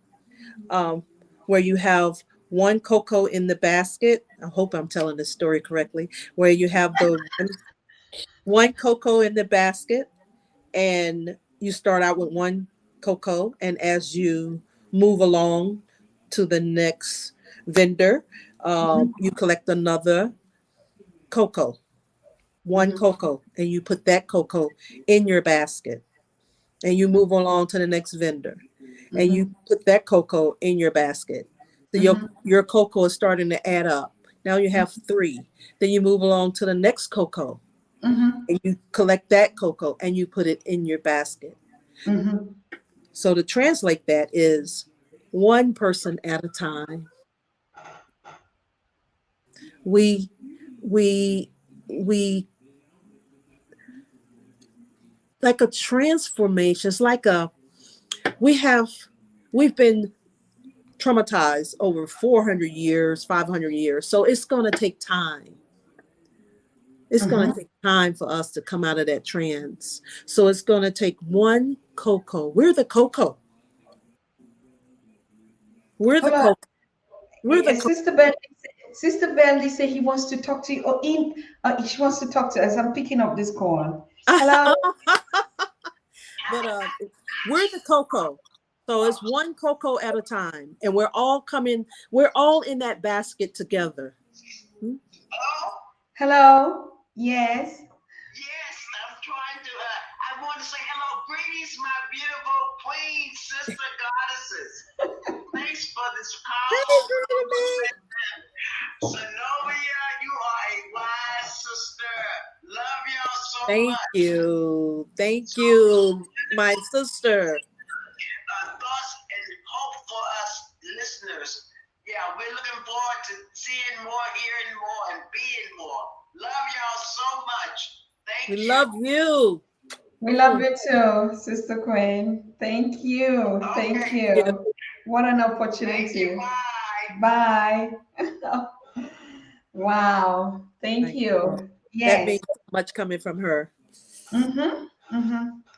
All right. I think we're rounding up because we're going to be getting another conversation. I don't know whether Sister Desi Gray would be connected today, so we could. If we don't have a conversation today again, we're going to rebroadcast in the next couple of hours the conversation yesterday on Professor James Small Day.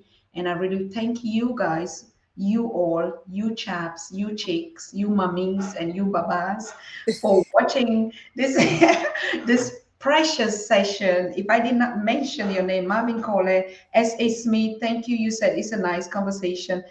Jay, thank you so much for appreciating the conversation. Kofi, thank you for moderating. Enes, thank you. Baba Enes, thank you. Yes, I misunderstood that. I was just trying to ask if that was the same, but you're putting up something else. Thank you so much. And also coming up and always sharing your warm welcomes. Baba Gay, thank you. Baba Rai, thank you. Lam Chio Ban, thank you. You say you're watching from Khartoum. Look at where they're watching you. You know where Khartoum is? It's a city of capital city of Sudan. Oh. And you heard what Baba Small said yesterday. The meaning of Sudan is black. Mm. So our brother Lam is watching us from there. We appreciate you, our golden people. I just posted on Patrick posted the youngest, tallest youth in the world is a Sudanese. It's on Pan African Daily Media. Yeah, you can watch it there. Christine, Sister Christine Malu, we miss you here, sister. I didn't even know you were watching us. Thank you. So that was a beautiful conversation, Joe. Baba Joe, thank you for being here. Thank you. Wade Nobles, thank you, Baba. Thank you for being here. Remember, I said Baba is not to do with age, it's just the respect of your wisdom, your time of sharing this space with us. Thank you so very much. And to you, my beautiful president and queen, we thank you for sharing. Cheryl, we thank you. I don't know if you're already gone. Ebony, you were also here. If you're still here, we appreciate it and thank you so very much. Infinite Africa, and Tukupomoja, we also saw you here. And Kofi was just bridging us a message and saying, our brother Wudu Maya is already climbing to 2 million subscribers. Wow. Shout out there to King Wude. And we also enjoyed his marriage. I think we'll have time to share time with him. That will be good. But if not, we keep pushing each one up. Thank you so very much. Yes. And wow. If I did not call your name, probably you have just slide. Elizabeth, Light. Thank you so much, Queen. Thank you for being here. Our Queen Elizabeth, Queen Lisa. Yes, we have the kings, we have the queens. I just want to appreciate you from wherever you're watching, wherever you're connecting on this live production. It has been a pleasure, and we hope you did learn, particularly for those of you who are coming from the continent or any other part of the world into the Americas. What are the things that you should pay attention to when we are relating to build our relationships with our African American siblings here? You know, the show is here. It's going to continue to be here. You can watch if you did not watch the live conversation. And we thank you so much for your feedback, your opinion, your views, your contribution, and particularly to you, our chatters, all of you in the chat room, the conversations. You take it from the visuals, from the camera into the chat with questions, with impressions, and you are the biggest member of the family that we have here. And those of you that are watching from Facebook that have shared, when I post the coming up live, you share the flyers. Remember, you're part of our family. You're the biggest members of our families, the commentators, the sharers, the clickers, the subscribers, the notifications, and everything constitute the town family. The town family is the Africa We Want network everywhere. So, sister, one more word, and we are closing right now. Oh, I want to tell y'all, thank y'all so much for tuning in and just spending time with me So I'm here with Dr. Tatah. She's my sister.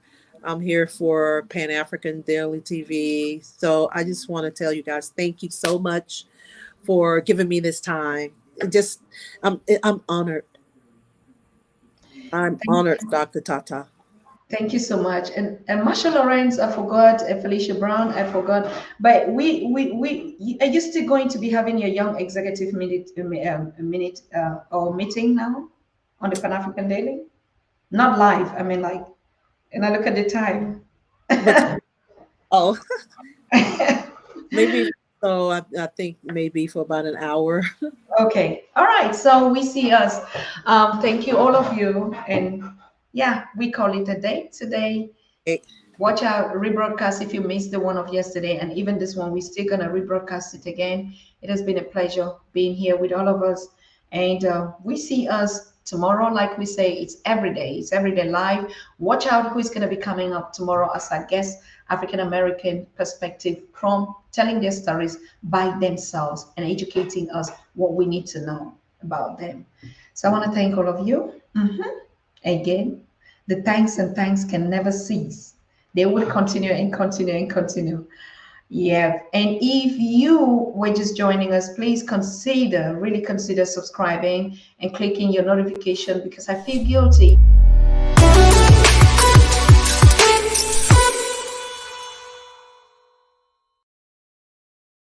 Like I said, I feel guilty not reaching out to one of us or to any one of us that have missed this broadcast, just because, we didn't remind you to click your notification buttons after you subscribe. So each time when we get live, go live spontaneously, we would be able to engage you. So consider that if that's your first time. Not only if that's your first time, share it to all our networks to subscribe. So we see ourselves shortly, today or tomorrow. We stay in touch. Bye-bye. You are watching the Pan-African Daily TV with Dr. Susan Tatah. The Africa we want: unity, consciousness, our culture, our spirituality, our history. One Africa for Africans worldwide. Motherland's calling its diaspora home. Join my voice. Join my team. Join my campaign. Campaign 21 hashtag 1 million subscribers on the Pan-African Daily TV YouTube. Be a volunteer. Apply now. Be the new Africa.